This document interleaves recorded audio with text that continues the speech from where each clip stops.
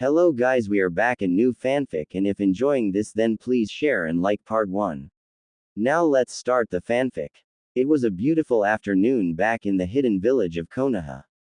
The sun was starting to disappear when a certain blonde chunin could be seen on the horizon carrying what appeared to be a bloodied black-haired human being, after one of the worst fights both had in years.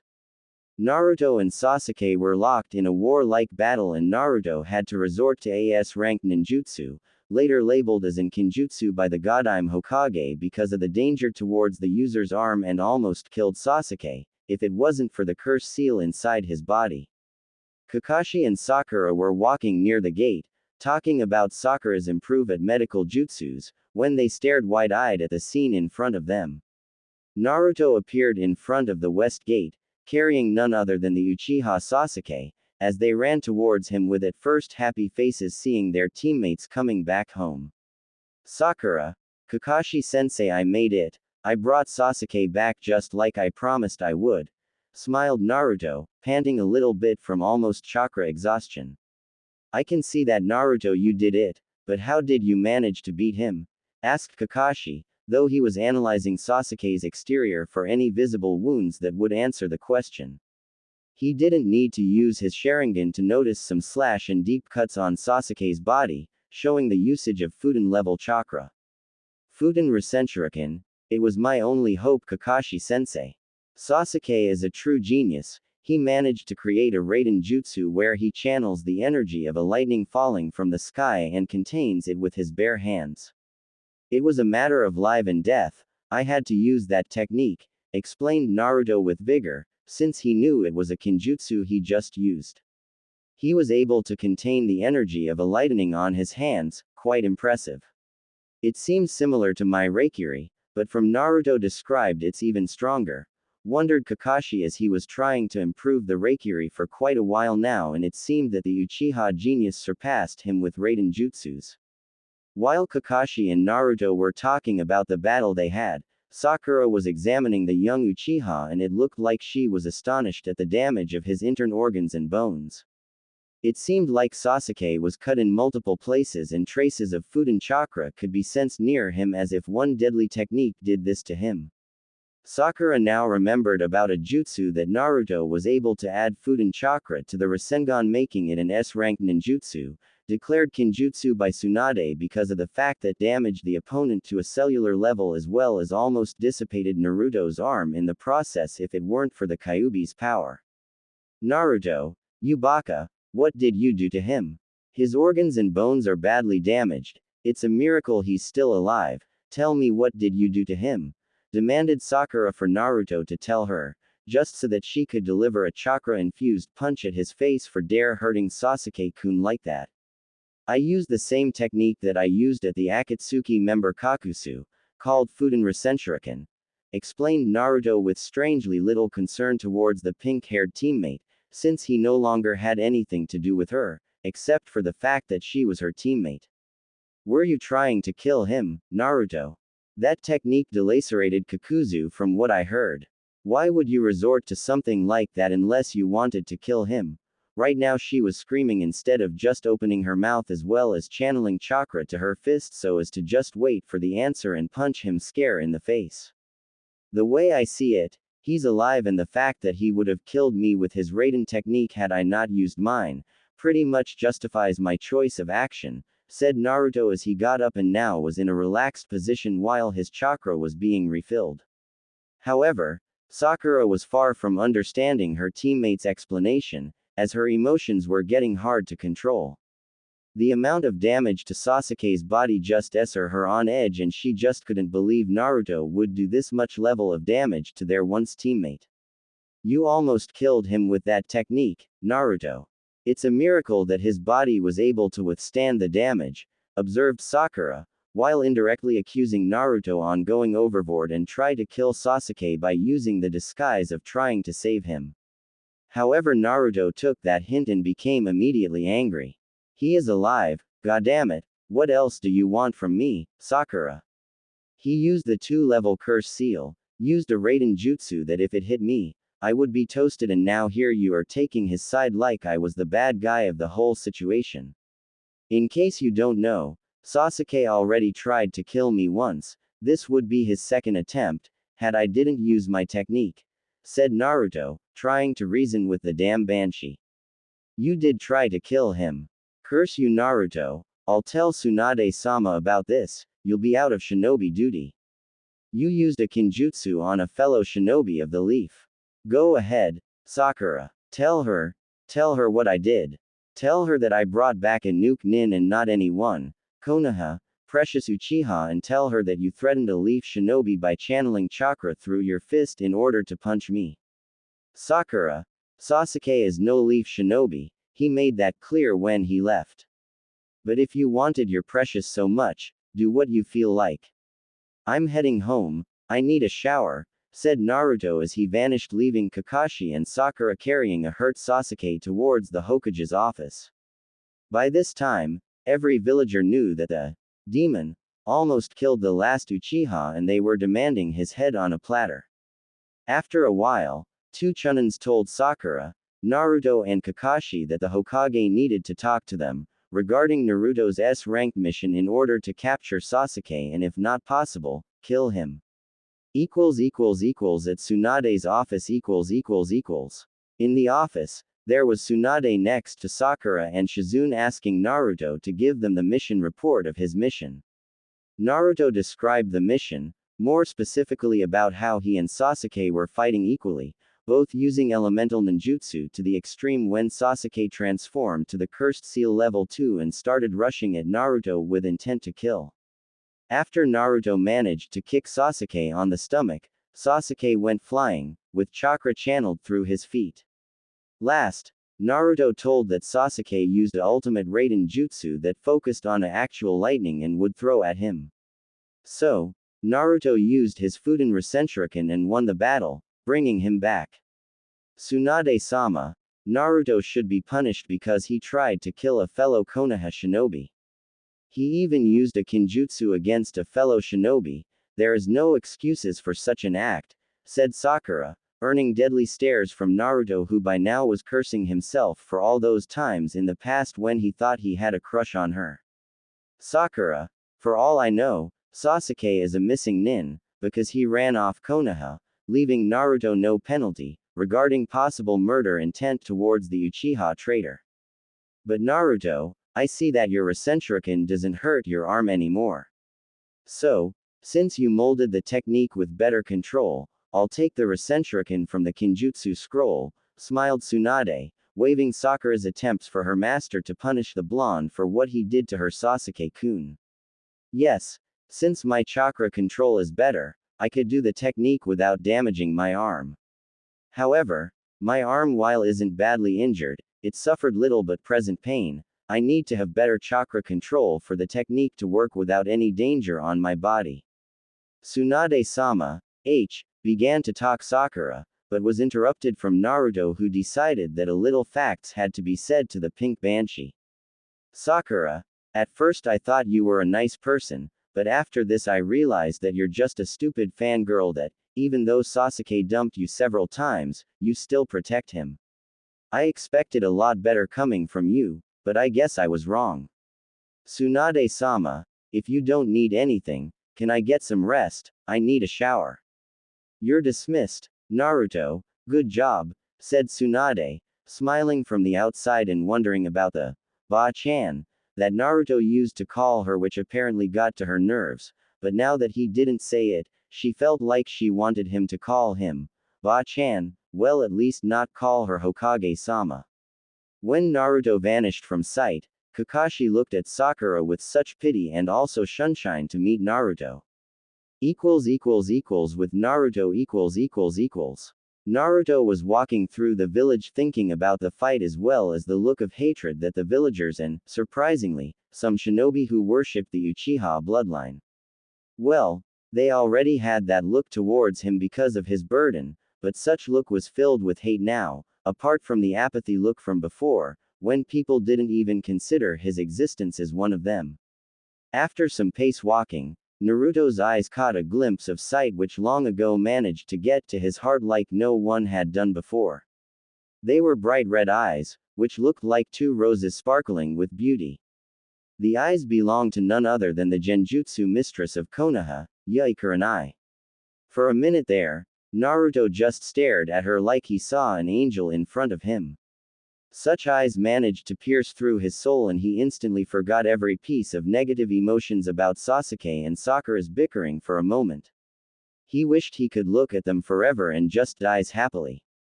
Meanwhile, Kakashi had arrived alongside him and witnessed that Naruto was checking Kurenai with some intent look on his face. Why are you looking at her, Naruto? Ah, Kakashi-sensei, I didn't notice you there. Well, I was just remembering something from my training with Jiraiya-sensei, that's all. I see. Well, don't look too much at her, Asuma might be jealous. Why would he be jealous of this? Haven't you know? They are together, yeah, since you left to retrieve Sasuke. Asuma asked her out one time and she agreed to it. Personally, I don't see why she agreed to it, but what can I do anyway? Said Kakashi in order to study Naruto's behavior and run damage control if needed be. He knew that Naruto had a thing with the genjutsu mistress one time, from what he heard from Jiraiya. Oh, okay, then. Well, Kakashi-sensei, I'm heading home, see ya. Said Naruto, trying to hide his emotions, upon seeing that the angel that he saw was with another guy, a Junin named Sarutobi Asuma. See ya Naruto, said Kakashi as he stared at Naruto's back from quite some time. He remembered Jiraiya telling him about Naruto's encounter with Kurenai. Kakashi felt pity on the boy. Kurenai was known as the Ice Queen of Konoha, for a good reason. At Naruto's apartment .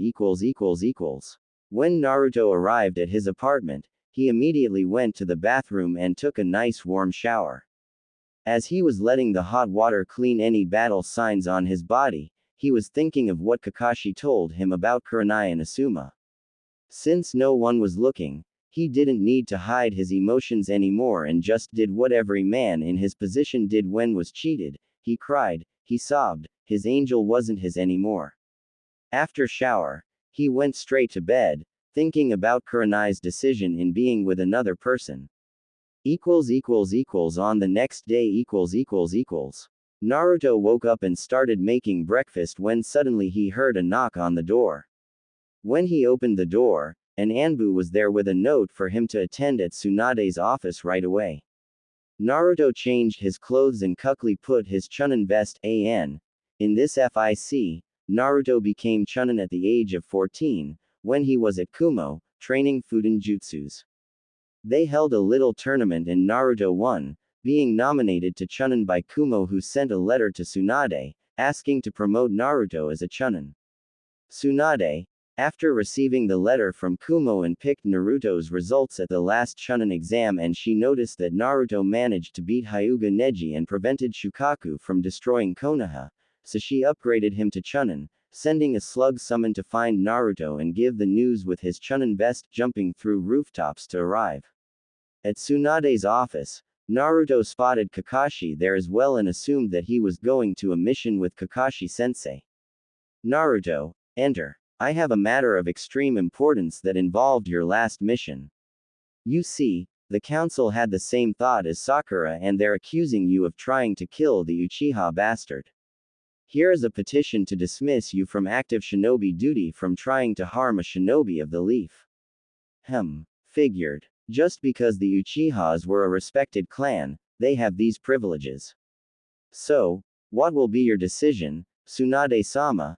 Asked Naruto, not showing any signs of anger or any negative emotions, much to the dismay and surprise of the blonde Hokage, who was expecting a huge scream of anger coming out of Naruto, maybe even hearing some shouts along the way, but none came.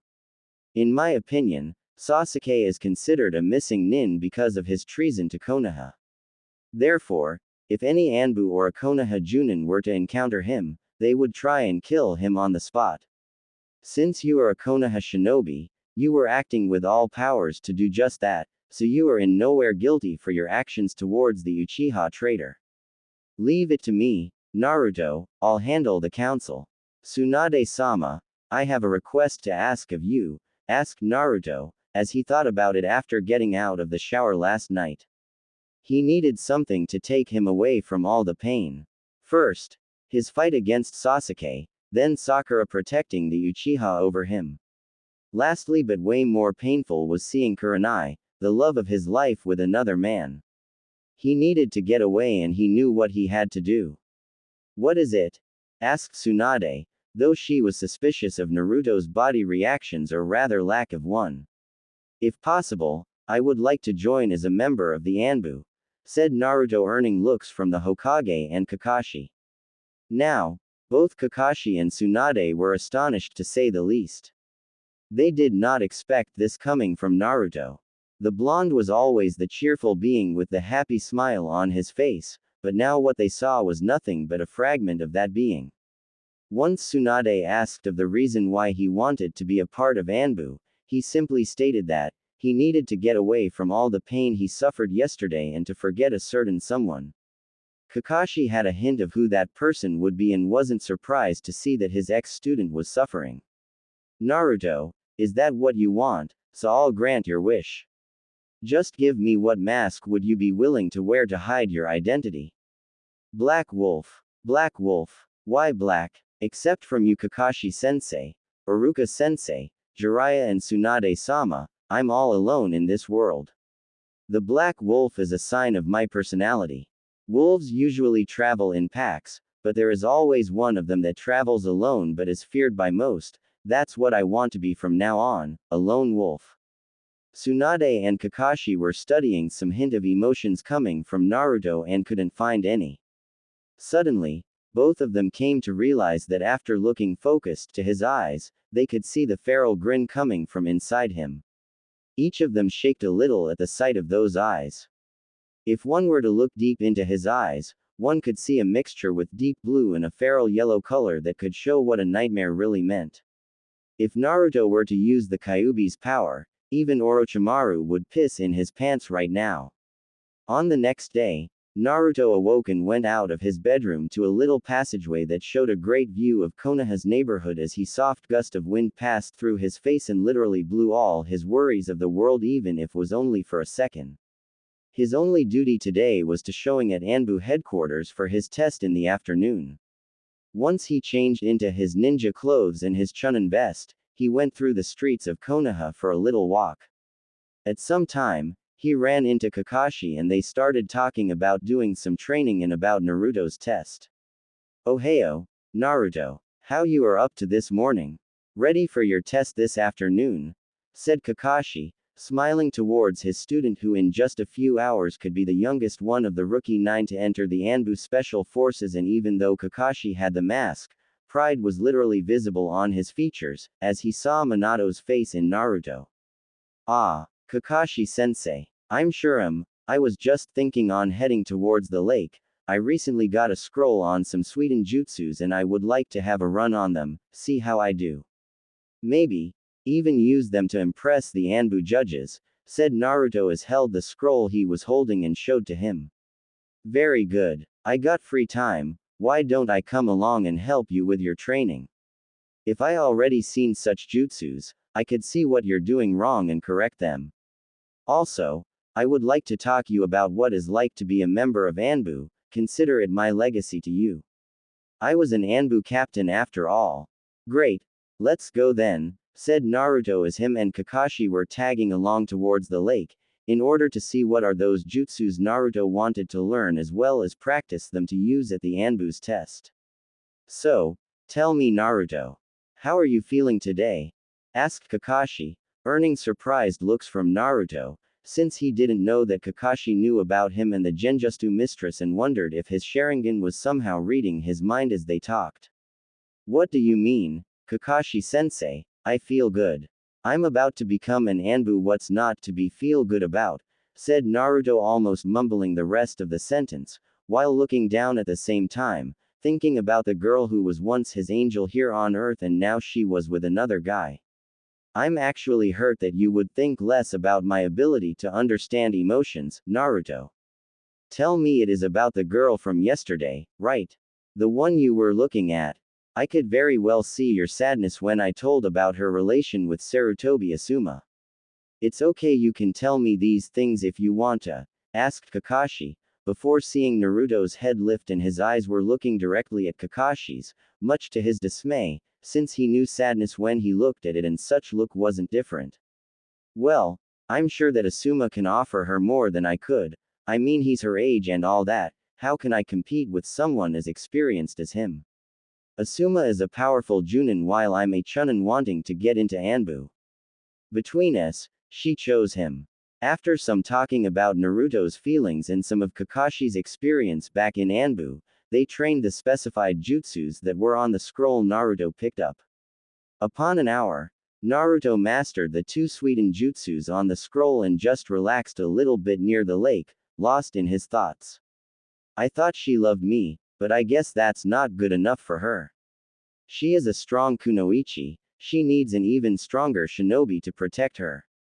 Needing to change the subject, Naruto and Kakashi talked about ANBU and some tough missions that Kakashi had to endure while being an ANBU captain.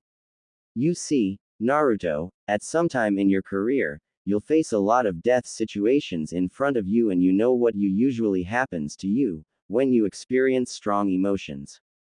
As an ANBU, you need to keep your emotions at bay. ANBU are the elite, ANBU are power, agility, stealth, experienced. But I guess you do just fine with your stamina, power and jutsu arsenal. I believe you'll do just fine. Don't need to worry about me losing to my emotions, Kakashi-sensei. As you may or may not see, I'm not that stupid kid who was always jumping around and saying those inspirational craps all the time. And if you are wondering if I am like this because of Kurenai, you're sadly mistaken. I dropped that mask a few months after leaving with Jiraiya-sama for training. Just how do you think I was able to beat those Kumo shinobis in the first place?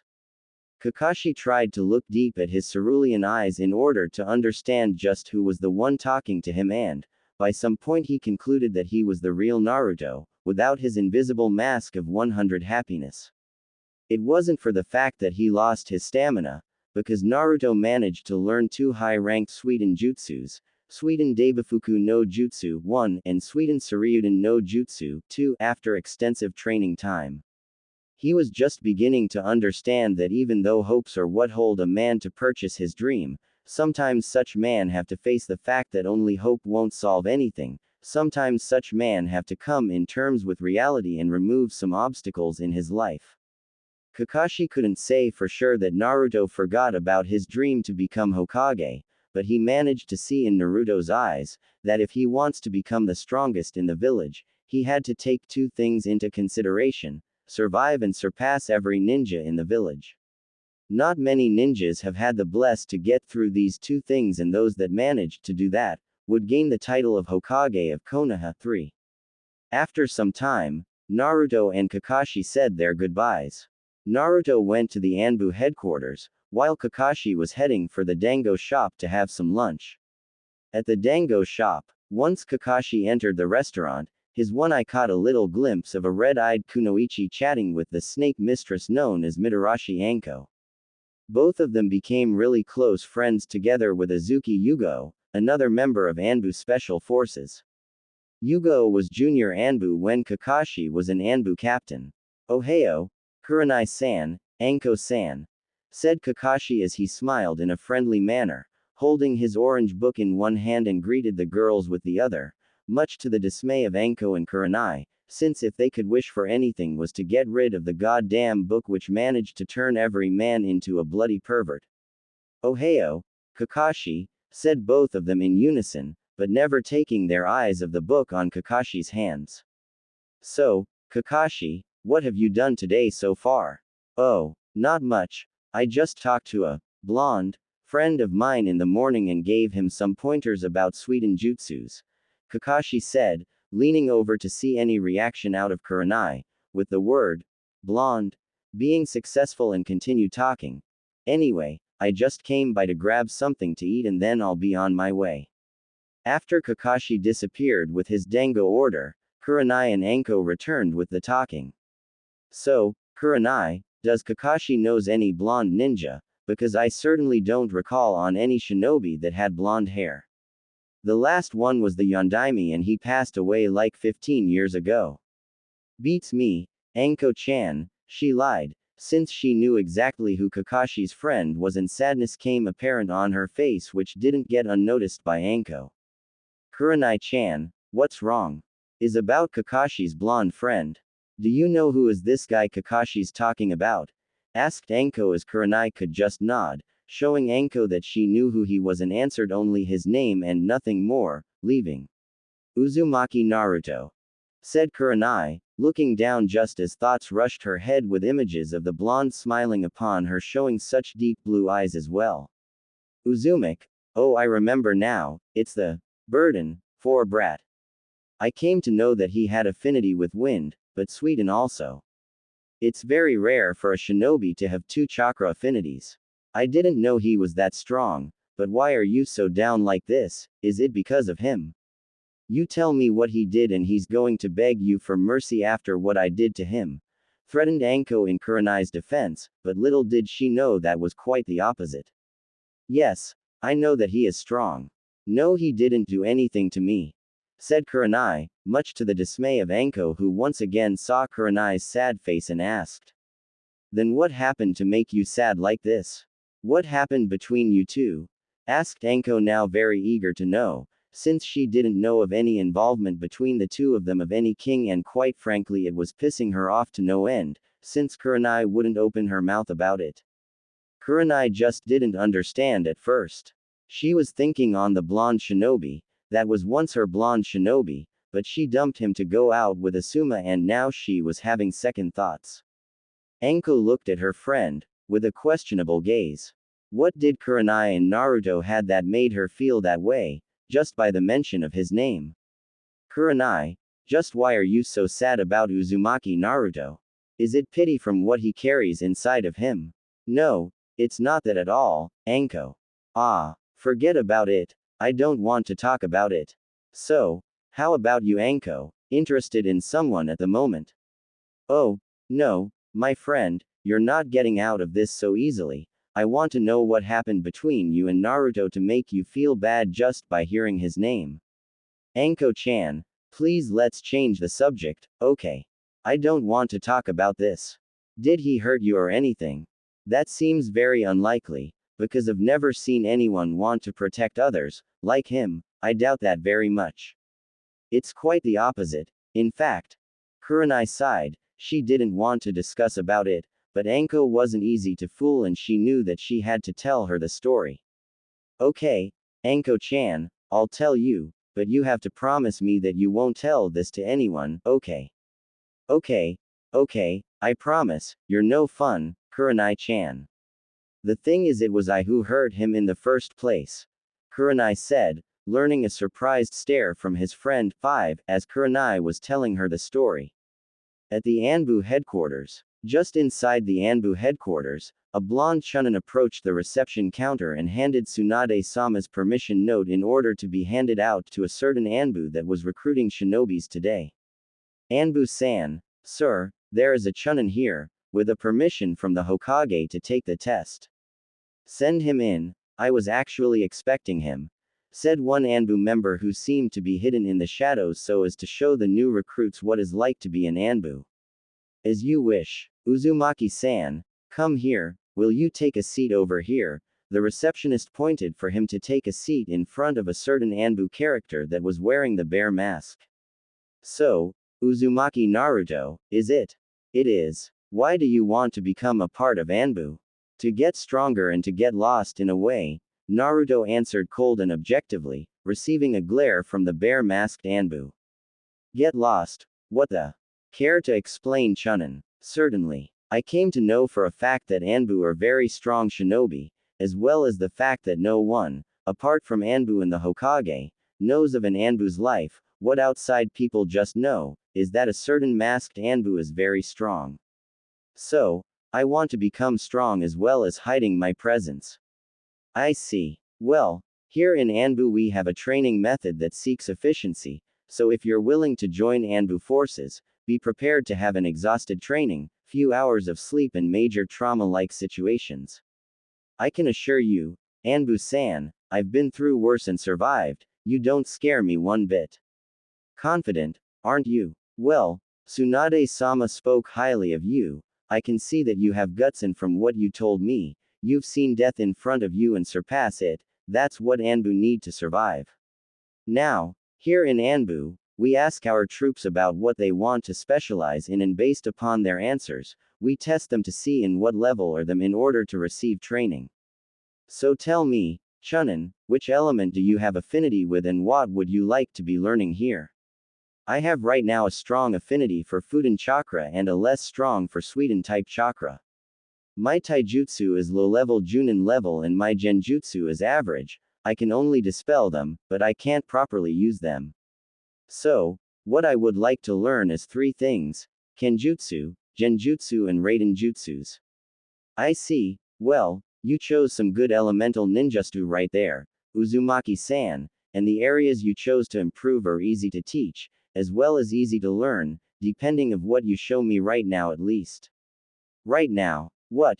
You don't certainly think I would just give your ANBU clothes and the title without a little test, now would you?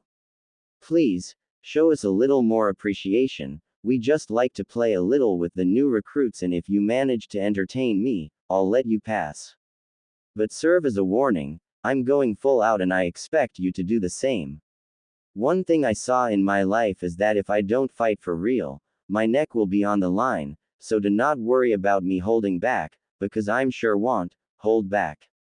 I expect a good fight from you, and after that, I expect to fight some worth adversaries along the way, said Naruto with enough confidence to make the now bare masked ANBU smile behind his mask and showed Naruto the way to his test. As they approached a hidden training ground inside the ANBU headquarters, Naruto and Bear got ready to fight and engaged in taijutsu battle. Naruto, since was smaller than his opponent, wouldn't risk charging straight forward against what looks to be a giant wall in front of him. While Naruto and the Bear ANBU was fighting a little taijutsu match, some high-leveled ANBUs were watching the entire thing behind a double-layered glass, along with the Godime. After a while, Naruto and the Bear ANBU were fighting only with punks and kicks, in order to see Naruto's movements as well as sense of battle. Naruto assumed a position and waited for the ANBU to charge, only to evade the ANBU's punch quickly, using his arm in a way as to move the direction of the punch so as to get past him, protecting the entire body from being hit by ANBU's attacks, sending a fast low kick, making the ANBU almost drop to the ground, if it weren't from the man's agility.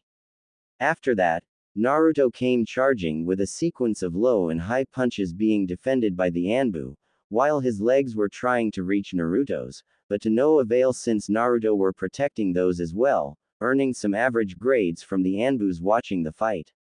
Very good fighting, Uzumaki-san. A couple more experience is needed, but you've got some powerful attacks there, as well as defensive techniques. Now, for the ninjutsu part, let's fight only using jutsus, then. Okay, then. Begin, said the ANBU, making some hand seals, screaming Kaden Gokyaku no Jutsu 6 as he launched a huge fireball towards Naruto, who channeled chakra through his feet, jumping with great speed, as well as making his own set of hand seals. Fuden Daitapa no Jutsu 7. With that, Naruto sent a strong gust of wind towards the ANBU, who forced some chakra through his feet in order to hold his body to the floor as long as he could, in hope to avoid the jutsu. Sensing that the wind was strong enough to make him lose his grip, he lost the battle and was sent flying, before gaining balance and landing on his feet. Quickly getting up, the ANBU throw a couple of shurikens while doing hand seals, Kage Shuriken no Jutsu. As Naruto saw the two shurikens multiplicate to 20, he throw two kunais as well, doing some hand seals and screamed Kage Kunai no Jutsu, using as a diversion. While the kunais and shurikens were equally matched in number, a lot of weapons could be seen on the ground, but when the ANBU went to look for his opponent, he was long gone, hiding his chakra in order to wait for the right moment. Naruto, no, 5 Narutos rounded the ANBU as he made Kage Bunshin no Jutsu. Meanwhile, the Bear ANBU was cursing behind his mask. Damn it! This Chunin cornered me. Now there is 5 of them and either one of them can use jutsus, I have to be careful. Naruto practiced this strategy once with Jiraiya, All he need to do was make each clone appear to perform a technique at the same time, in order to fool the opponent, since he wouldn't know at the time which technique would be coming at him. Not even an Uchiha could manage to escape, since he had to focus on each enemy at a time, leaving him no time to know which one would attack. In the meantime, Tsunade-sama was having some deja vu, remembering her once teammate Jiraiya do the exact same thing to a IWA Nukenin they encountered once. Well, it seems like Naruto learned that from our perverted Sannin after all, Tsunade said, much to the dismay of those present around her. Tsunade-sama, just what is he doing? Just watch. Naruto is cornering the ANBU with 5 cage bunchins. Each Naruto is going to perform a jutsu in order for the ANBU to get confused. You see, he has to attend to probabilities. Since Naruto has enough chakra for each clone to use, he can either make them release all jutsus at once, or fool the opponent, since he won't know which one is going to attack. That's brilliant, Hokage-sama. You said he learned from Jiraiya-sama. This Chunin is very interesting. Back at Naruto's fight, each of the clones were making different jutsus, scaring the ANBU a lot, since he knew he could receive all 5 of the jutsus. Suddenly, the 5 clones screamed mostly at the same time, Fuden Daitapa no Jutsu, Rasengan, Suiden Daibafuku no Jutsu, Fuden Rasenshuriken no Jutsu, Suiden Suryuden no Jutsu, earning a wide-mouthed stare from everyone behind the glass, as well as the bear ANBU. You can stop now, Uzumaki Naruto, you've passed the test. Congratulations, said the bear ANBU, merely able to hold his composure at the display of Naruto's abilities with high-level jutsus, and the fact that he wasn't even tired yet, proved that his stamina and chakra capacity were something to call on. Thank you, ANBU-san, I'm quite honored to be a part of ANBU forces, said Naruto, politely bowing at his once opponent and now coworker. You earned it. Now, as you can see here, your supplies are on top of that table over there. You'll have the standard ANBU uniform and a katana, since every ANBU has one. Now, we have 2 choices of katanas. Since you have Fuden chakra affinity, you can choose a katana which steel was forged in order to channel the wind chakra and make your sword not only sharper but also much stronger. All have the Fuden katana. Very well. So, you can change over there. Go and return for your nomination by the Godime-sama as a new member of ANBU forces. Understood. In nothing but a minute, Naruto appeared back in the room with his ANBU gear all settled, now standing before the bear ANBU, Tsunade-sama, ex-ANBU Black Ops Hatake Kakashi and a few other ANBUs. Why, I'm not surprised to see you here, Kakashi-sensei, said Naruto as he managed to take a glimpse of Kakashi reading his book at the corner of his eyes. Do you really think I wouldn't be here to see one of my students become a part of the elite troupe of Konoha? I knew you were going to pass, Naruto, and you sure did. Congratulations. Thanks, Kakashi-sensei. Uzumaki Naruto, put on your mask and come forward, Tsunade ordered Naruto. Hi, Hokage-sama. When Naruto put his black wolf mask, many ANBUs stopped what they were doing and turned to notice their new addiction to the group. As he walked towards Tsunade, he turned to acknowledge the surprising stares given by his now fellow coworkers. Surprisingly, a cat-masked ANBU was watching the sudden change at the new ANBU, before and after Naruto put his mask on. This ANBU was no other than Azuki Yugo, one of the strongest Kenjutsu users in ANBU forces and of course Konoha as a whole, as well as best friends with a certain red-eyed kunoichi, also known as Kurenai. Once Naruto kneeled before the Hokage, Tsunade started to perform the nomination of the newest ANBU in the force, Naruto at the age of 15 years old. By the power invested in me by Konoha, I nominate you Uzumaki Naruto a member of ANBU Special Forces. As from now on, when you attend to missions, you shall be called Black Wolf. Congratulations. Thank you, Hokage-sama, it's quite an honor to be nominated for ANBU Special Forces, said Naruto, now with the ANBU Special tattoo already placed on his left arm, between the shoulders and the biceps. Tsunade, even though didn't show, was sad that the once hyperactive unpredictable ninja of Konoha now standing next to her with a serious face and respect towards her, that she immediately came to miss the old blonde shinobi. While looking at Naruto, the only aspect that could resemble Naruto was his golden hair. Almost crying, she thought, Uzumaki Naruto is no more, now he is Black Wolf of Konoha. Now turning to see Kakashi, she wondered. Kakashi, could you see Naruto inside that black mask? Asked Tsunade, seeing the once hyperactive Naruto hiding behind the Black Wolf mask, wondering about the fact that Naruto never ceased to amaze her with his decisions and conquests in battles. I'm afraid not, Hokage-sama, the Uzumaki Naruto you know no longer exists. How can you tell?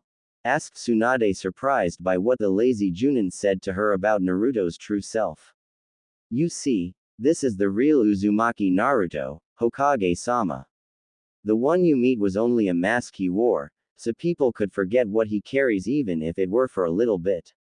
Do you think Minato did well by doing this to his son? I understand that he did it to save Konoha, but he doomed his son to carry that much of a burden. You know, Kakashi, at some level, I can't seem to decide whether the Yondaime chose wisely by putting his son to this never-ending battle. Even though Naruto changed a lot, he still vows to protect the ones he came to love. It was his decision to turn to ANBU, not only because he wants to be strong and well disappear, he did it to prevent anyone from Konoha to suffer because of the burden he was chosen to carry by the Yondaime. Somehow, he took the entire responsibility regarding Kyuubi only to himself, but there is something else. There is more, explained Kakashi. Konoha's Genjutsu mistress. What does Kurenai have to do with? It was all Tsunade managed to say, until she remembered Jiraiya saying about his relationship with the red-eyed Kunoichi. In spite of the burden that he carries, he also suffered deeply when he returned from bringing back Sasuke only to see his beloved dating Sarutobi Asuma. Just how much beating can he take and just be able to sleep at night? I already lost count. Kakashi, just who is he? Kakashi just answered short and painful. He is Konoha's Black Wolf. Hi. At Naruto's apartment. Once Naruto went to his apartment, Kakashi went to his and Tsunade went to her office, feeling pity on the new appointed ANBU. I don't think I could even hear his story that I would become insane. I can't imagine what's passing on your mind. Now, Naruto, you're so close to us, yet you're further than before. What happened to you? I actually miss your old foolish self, you little brat. Muttered Tsunade, holding tears from remembering Naruto when he put the ANBU mask on. It was like the old one vanished from sight and a new one appeared, stronger, wise, experienced, determined Black Wolf of Konoha. Back at the Dango shop. Because of the issue they were discussing, it seemed that time was inexistent, when Kurenai finished telling her story with Naruto to her friend. I can understand why you were crying, Kurenai-chan, concluded Anko. Hi, and every time I see him or hear anything about him, my heart literally stops beating, I can't breathe for a while and my tears are just consequence of the entire thing. Kurenai-chan, what are your feelings towards the blonde? I'm in love with him, Anko-chan. Kurenai promptly answered, earning a look from Anko-chan which leads Anki thinking. How could you do this, Naruto? You of all people managed to melt the Ice Queen of Konoha. More than Asuma? Asked Anko, already knowing that her friend's relationship wasn't going to last very long. Asuma is a nice guy and all, but what I saw inside Naruto's eyes that day was indescribable, Anko-chan. When I look at Asuma, it's not the same thing. So, what you're going to do, then? I can't stay with Asuma, knowing I'm in love with someone else, Anko-chan, I would just fool him and I don't want that. Even though Kurenai loved Naruto, she couldn't bring to herself to actually hurt someone else's feelings like she did with Naruto. So you're breaking up with Asuma? Actually Anko was never too thrilled about her friends choosing on dates. Asuma sure was a nice guy and all but she knew that he wasn't any good for her. Asuma, a chain smoker, was a brute guy and was no use to be dating material, at least not to Kurenai's standard, but the way she and Naruto met, Anko just saw the blonde Chunin in a new light. I never should have dumped Naruto, Anko-chan, now I have to talk to Asuma in a way that he don't get hurt. Just do what your heart and intuition tells you, my friend. If Naruto is what you want, then you shall get him. Thanks, Anko-chan. Well, it's getting late and I should wake up early tomorrow to meet with my team, so I'm going to take a quick shower to brush off things. Do that, I'll head home as well. I have to be prepared for tomorrow. An ANBU force captured some missing nin this morning and they are arriving tomorrow. Me and Ibiki will have to interrogate them a little bit, it will be fun. It's been a while since we had a bunch of missing nins to play with. Same old Anko. Well, good luck with the interrogation thing. With that, both shunshine to their own apartments to call the day. Kurenai entered her apartment and emptiness surrounded her once again. She was cursing herself for being so weak. She was biting her lips out of anger. She just wished to punish herself from breaking Naruto's heart like that. He already have so much to suffer in his life, he shouldn't have to suffer because of my rash thinking. As she was getting ready to sleep, images of the blonde shinobi rushed inside her mind and she stopped breathing once again. She thought she deserved to be like this. She considered this to be Naruto's voice calling up to her for what she did to him. But she would as hell do the right thing and obey what her heart has been telling about. It could take some time, but I must do what I must. Naruto-kun, please forgive me. At her bedroom, Kurenai was having one of the worst nightmares of her life. She was on a forest near the hidden village of Konoha and she saw Uzumaki Naruto standing right next to her, saying something about the Kyuubi and the fact that it's coming their way. But Naruto, how can the Kyuubi come her, when it's trapped within you? I don't know, Kurenai, but you don't have to worry about it. Run, leave me here, I'll protect the village from the Kyuubi, since it's my burden to carry and only I have the power to stop the fox. Go, Kurenai. Kurenai, then, lifted her head in extreme fear at the vision of the nine-tailed monster. Kurenai, what are you doing? Get out of here. Hey damn fox, I'm the one you want. If you want to kill someone, then I'm here, come and get me. Once said that, Naruto vanished and the Kyuubi started following him, just for her to see a flash and the two were gone. When she was crying her hearts out, she turned to listen Naruto screaming out of nowhere, just remember that I'll always love you, Red Rose. Instantly, when the sun appeared through her face, she woke up and screamed his name repeatedly, not realizing that she was having a nightmare. Right there, she knew that she had to do, actually, two things. She put on her everyday Junin wear and went out to find the one she needed to give the sad news, the one and only Sarutobi Asuma. Suddenly, she got a glimpse at the tall beard man in front of her and called him. Asuma, Asuma, screamed Kurenai like a mad woman, while thinking how to tell him what she intended to, without hurting his feelings, or if so, don't hurt him too much. Kurenai was thinking if Asuma was the same way inside as he was outside. Outside he was a brute force man, the barbarian type, but how he was on the inside, is what she was worrying about, since the news that she was about to tell him wouldn't be pretty. Kurenai, where's the fire? Said Asuma, actually worried about the red-eyed Kunoichi. Kurenai was very subtle, never taking to express much of herself in public like she was now. There was a reason for her reputation as the Ice Queen of Konoha and she pretty much gave credit to her reputation. Ever since they began dating, there was always something that drove her away of things, like a wrong choice who wouldn't go away, her conscience tormenting her mind for something that he couldn't understand, but he damn well knew there was something wrong with her, especially today. Asuma, I need to talk to you. Simple and to the point. Kurenai pondered about how to tell the guy, have a conversation first and then tell him or spell it out and hope that he didn't take it bad from being dumped by the red-eyed Junin. She decided to just tell him and see what happened. Okay, not here, come, said Kurenai, as she hopped through rooftops heading for an empty training ground. Asuma, for his part, had completely lost any hope of trying to guess what Kurenai wanted to tell him about, Mystery was one of her most noticeable features, and he became somewhat annoyed by such a fact. So, Kurenai, what do you want to talk about and why we need to talk in private? Is there something wrong? Asked Asuma in a cool way, while taking a cigarette out and light it in his mouth, fulfilling his nasty habit, which by the way was his way of coping with things he saw along the way of his shinobi life. Kakashi read ICHA books, Anko and Ibiki torture missing nins for such a thing, bunch of sadists, and Asuma smoked. Asuma, first I want you to promise that you're not going to hate me or misjudge for what I'm about to say, okay? Said Kurenai, making the bared smoker now more worried, since with Kurenai, all could be expected. Little did he know that what he was about to hear would make drop his cigarette on the ground. As the couple seemed to be talking with each other, Kakashi was passing by, obviously reading the new book Naruto handed to him called Ika Tactics. He was giggling like a maniac when his eyes caught Asuma and Kurenai talking about something, and from both their looks, things looked pretty serious.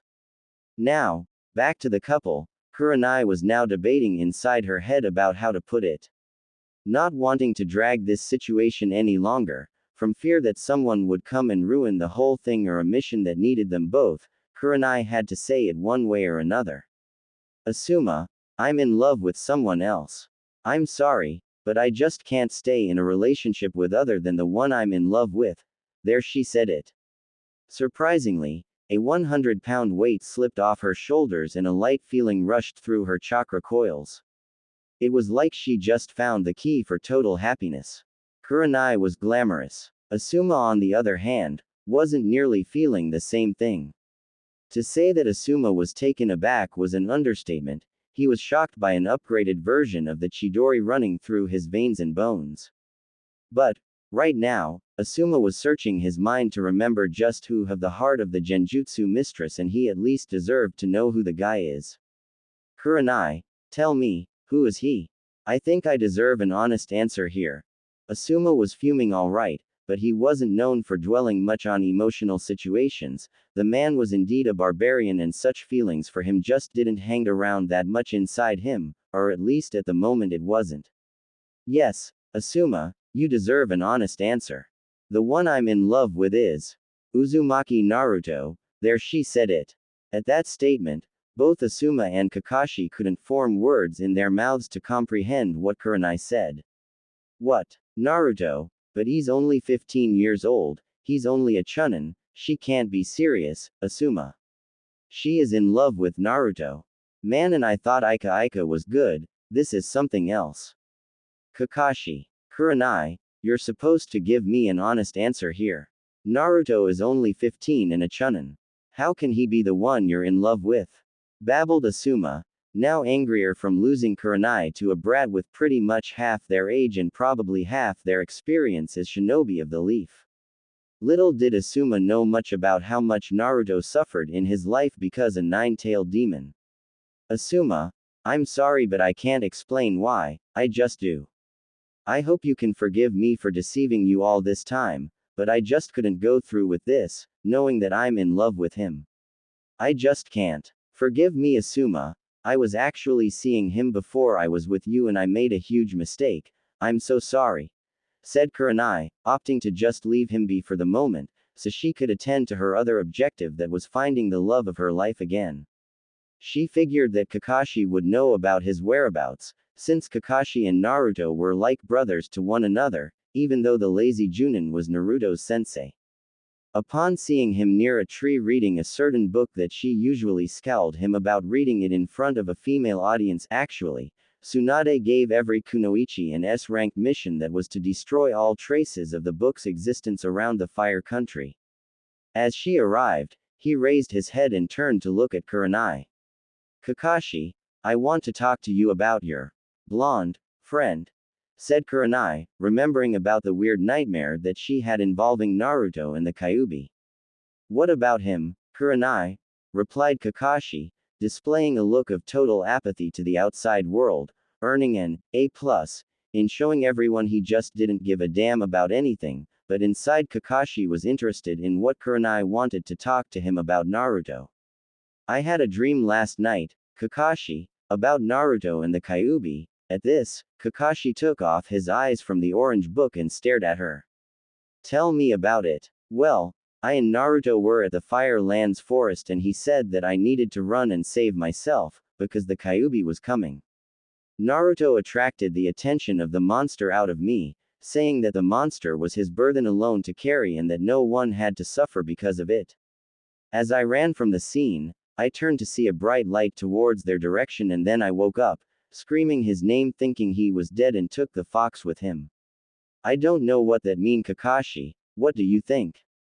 It seems that Kami wanted to show you just what he told me, Kurenai-san, said Kakashi, remembering about Naruto talking about his burden, but also wondering about Kurenai's dream and the fact that she had the dream practically on the same day that Naruto told him about it. What do you mean, Kakashi? Now Kurenai was taken aback by this. She figured that was just a nightmare and here comes Kakashi who knows him better than anyone, tells her that the dream was very similar to what Naruto told Kakashi.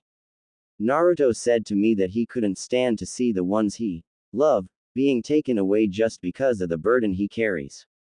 Naruto, by some time, realized that if the Yondaime trusted him to carry the Kyuubi, then it was his alone responsibility to bear, said Kakashi, as he sighed thinking about Naruto's face when he told that to him and the way he was looking at him was frightening to say the least. Naruto didn't look sad, he was feeling nothing, it was like he came in terms with accepting his destiny that the Yondaime put him to. Just how can he say something like that, Kakashi? Doesn't he trust his fellow teammates? Said Kurenai, trying to hold her tears while pushing back memories from the dream which involved Naruto doing the exact same thing in a way. Kurenai, I don't think you realize what's going on here. When he grew up, because of the Kyuubi he didn't have a single parent to look out for him, no one wanted to take care of him because they were afraid that the demon would kill them. Naruto grew all alone. When he met Iruka at the academy, Naruto found the first one that cared for him, then he joined Team 7 and then he met Jiraiya and Tsunade-sama. How do you think he would feel if he saw someone close to him, someone that took the liberty of knowing himself for who he really was, other than Kyuubi brat? At Kakashi's words were entering into Kurenai's ears, her heart stopped once again, and she couldn't breathe once again. She wanted to be there for him, she wanted to hold him once again, and she wanted to just stare at those cerulean eyes. She wanted to be with him and share his burden with her.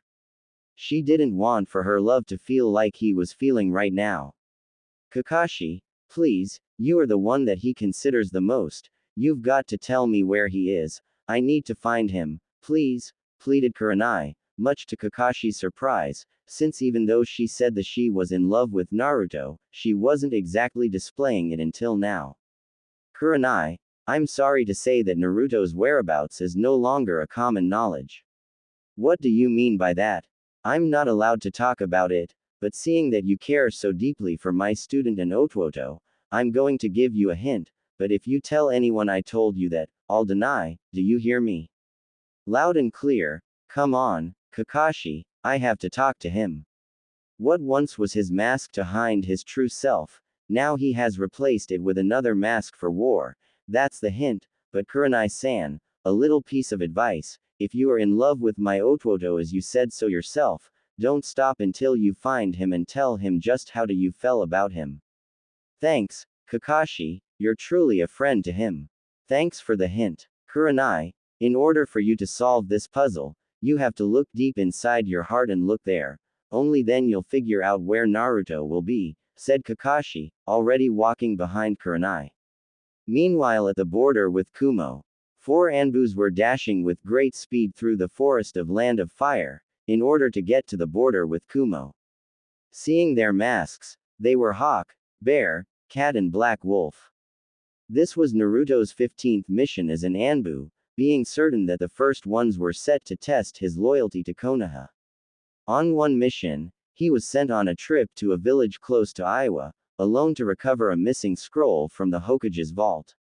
It was safe to say that Naruto did meet some force, but there were only rogue ninjas and bandits guarding the stolen scroll. Naruto, In his training, was learning how to control Raiden jutsus and managed to learn a very powerful jutsu called Raiden Jaibashi no Jutsu, lightning style, electromagnetic pulse jutsu. Back at the mission at Kumo, Hawk was the team captain and they've reached the place they were to meet the Junin Genma and his 3 genins that asked for help to take care of Chunins from Kumo that were trying to invade a village which was located at the Fire Country. Once they arrived, they set camp without setting up some fire, so to avoid suspicion. Hawk, being a strong and capable leader, needed to issue some orders regarding the team's safety while resting for tomorrow. Black Wolf, do some scan on the area with cage bunchins, said Hawk, since he came to know of Naruto's extensive chakra capacity. Cat, plan some traps around the perimeter. Bear, help me here with our utilities. Hi. Everyone in the group called and each went to do their designated assignments.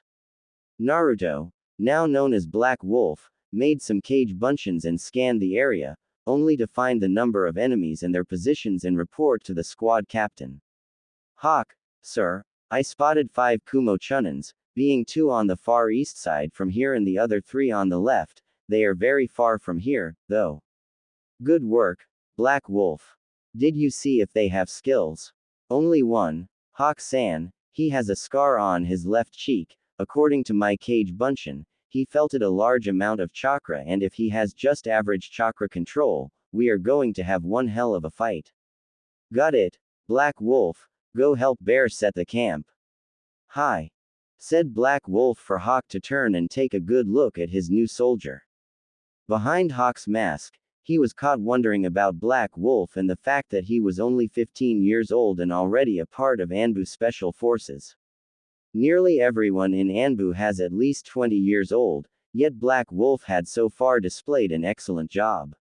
Hawk would not be surprised if Black Wolf would become ANBU captain very soon. On the next day, Hawk and the rest of his team proceeded with their plan to wipe out the Kumo Chunins from the village. That meant Black Wolf and Bear would go after the group with the strongest of them, since Black Wolf was also the ANBU with most chakra capacity and excellent stamina, and the other 2 went to fight the others. Once they arrived at the location of the Chunins as Black Wolf said they would be, Bear and himself was suppressing their chakra in order to avoid detection and if possible, take out the enemy without having to fight. Bear was greedy, so he wanted to take on the high-level Chunin, leaving Black Wolf to kill the weak one. Once they defined their target, both of them rushed to a place that they could get a clear shot and attack the ninjas, knocking them off. Black Wolf took care of his one, but Bear was discovered by the high-level Chunin, who actually was an A-ranked shinobi of Kumo, a dangerous one, and the thing was that he knocked Bear out, leaving Black Wolf to deal with him. So, Konoha ANBU came to play with us, said the Kumo shinobi with a smirk on his face that looked like he was extremely confident about something. Tsuki Kuriku, ranked A-ranked shinobi, if you don't leave this premises right now, I'll be forced to imply on you the same fate that your friend there had, only I can't guarantee that I will go easy on you. That guy was a pain in my, he always irritated me, I should thank you for taking him out.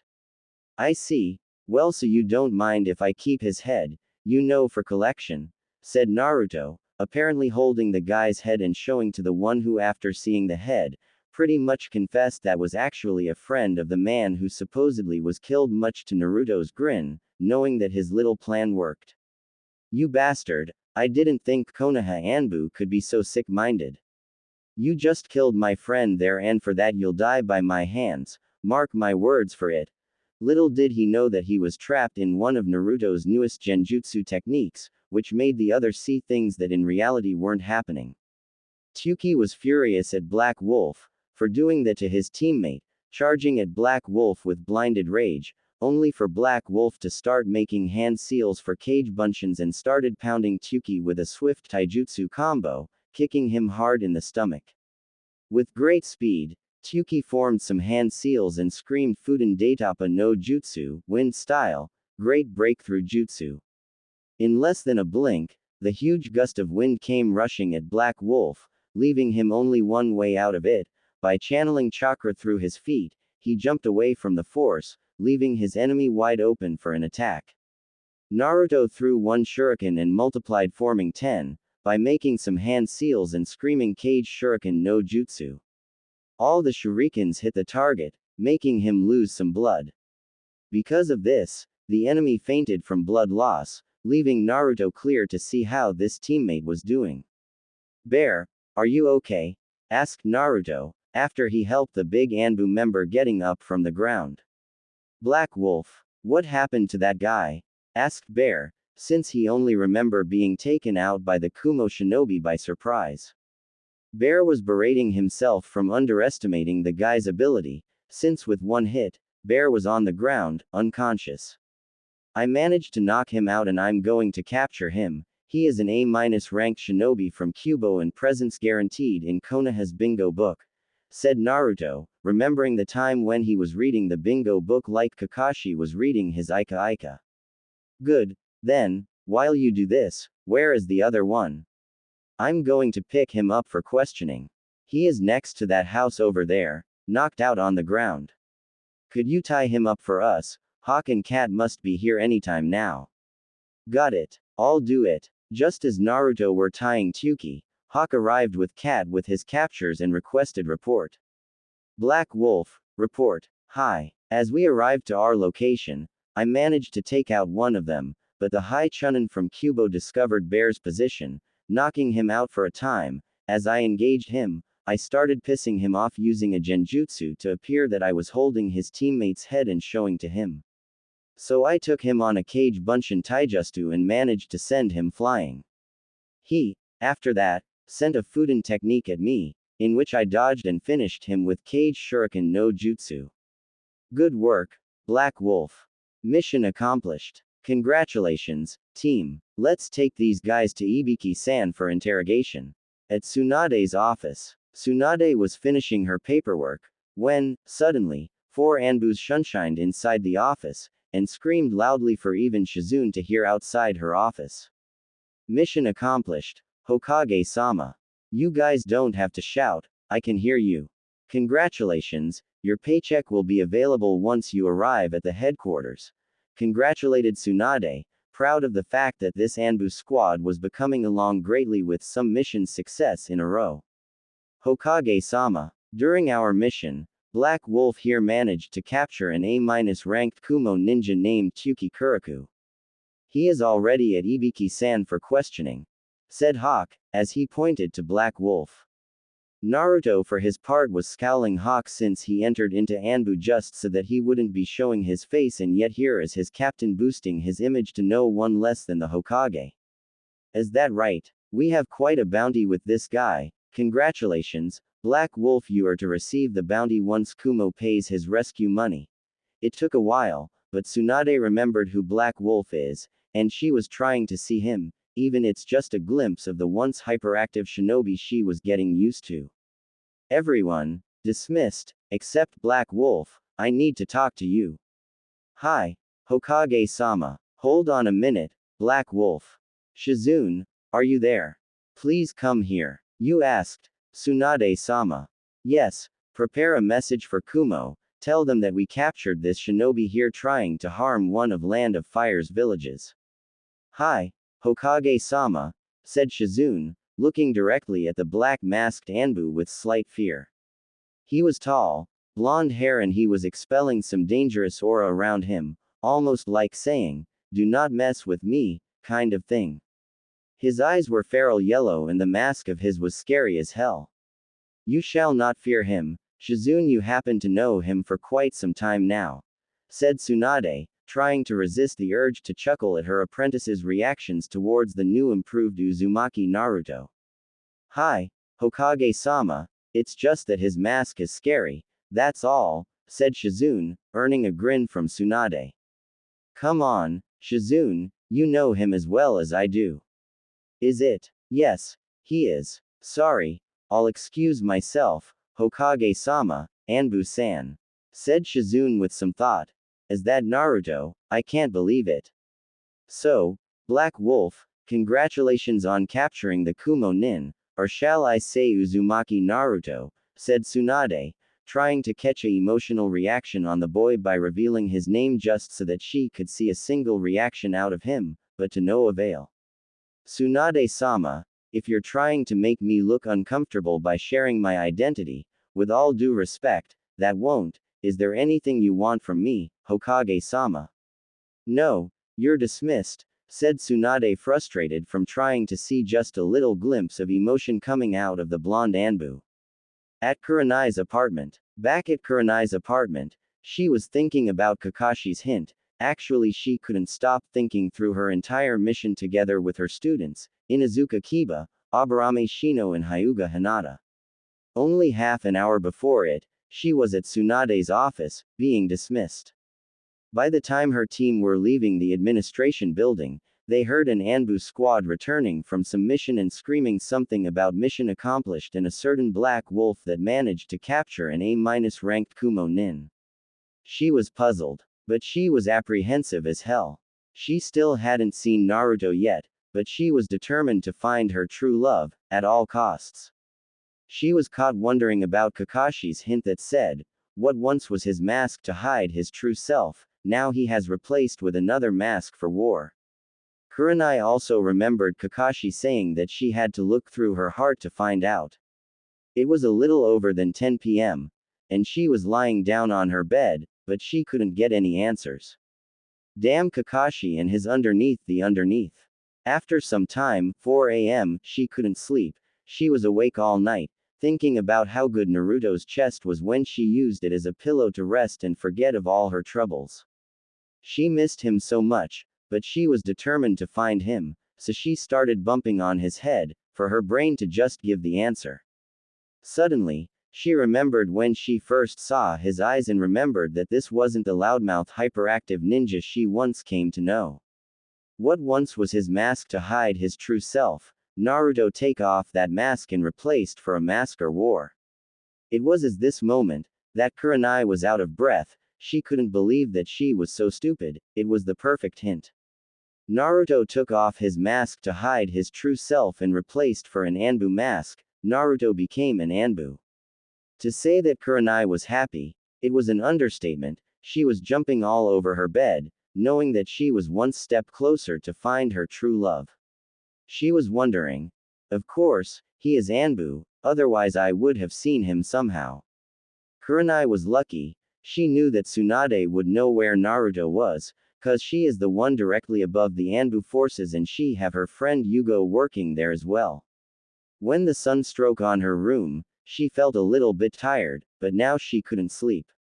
Suddenly, a knock on the door. When Kurenai opened it, she saw Hinata. Good morning, Hinata. Good morning, Kurenai-sensei. Tsunade-sama called us to get to her office. Okay, then, I'm going to change and I'll be right there. Hi. At Tsunade's office. Once at Tsunade's office, Team 8 entered to see a sleeping Hokage drooling all over some mission scrolls, so Kiba asked his dog Akamaru to wake her up in a light manner. When the huge dog approached Tsunade, he licked her from chin to her forehead, waking the grumpy Tsunade. Inuzuka Kiba, if your dog is any way near my face again, he'll be sent to the dog pound, understood? Hi, Hokage-sama, replied a frightened Chunin. Team 8 presenting ourselves for mission, Hokage-sama, said. Okay, Team 8, oh, yes, I have a B-ranked mission at Kumo's border. What are the details? It will be a 3-week mission to study and gather information on Kumo's interest on villages near their border. My last ANBU team captured 4 Kumo Chunins trying to take over one village right next to the border. The fire daimyo requested a report on their intentions. Team 8 is to leave by noon tomorrow, dismissed. Hi, Hokage-sama. After that, Team 8 left except Kurenai, who wanted to talk to Tsunade in order to get some information regarding Naruto's whereabouts. Yes, Kurenai, what do you wish to talk about? Hokage-sama, I was wondering if you've seen Naruto around. Asked Kurenai, which came as a surprise for Tsunade and she didn't make any efforts in hiding anything. Why the sudden interest? Asked Tsunade, already knowing about their affair from Jiraiya, but wanted to see where this was going. It's just that I haven't seen him around anymore, that's all, lied Kurenai. Are you sure? What do you mean, Hokage-sama? It's nothing, really, forget about it, said Tsunade, hearing what she needed to know. I'm sorry, Kurenai-san, but I cannot tell you about Naruto. Why is that? He is no longer a regular ninja of Konoha. You have to promise me you won't spread this information, okay? If I learn that you told this to anyone, I'll have you expelled from the ninja order. Do I make myself clear? Yes, Hokage-sama. Well, you see, he is part of ANBU now. ANBU. He is only 15. Asked Kurenai, trying to deceive Tsunade so that she wouldn't know of Kurenai and Naruto's relationship and the fact that she wanted him back to her by all means possible. She loved him, and deep down inside she knew he loved her. He came to me and requested a position at ANBU. He made a test and was approved. By now, he has completed 15 high-level missions with his squad. ANBU personnel are taking a liking to him. Surprisingly enough, he is very professional. His squad is one of the top squads in ANBU Special Forces. Really, I didn't know he would handle it.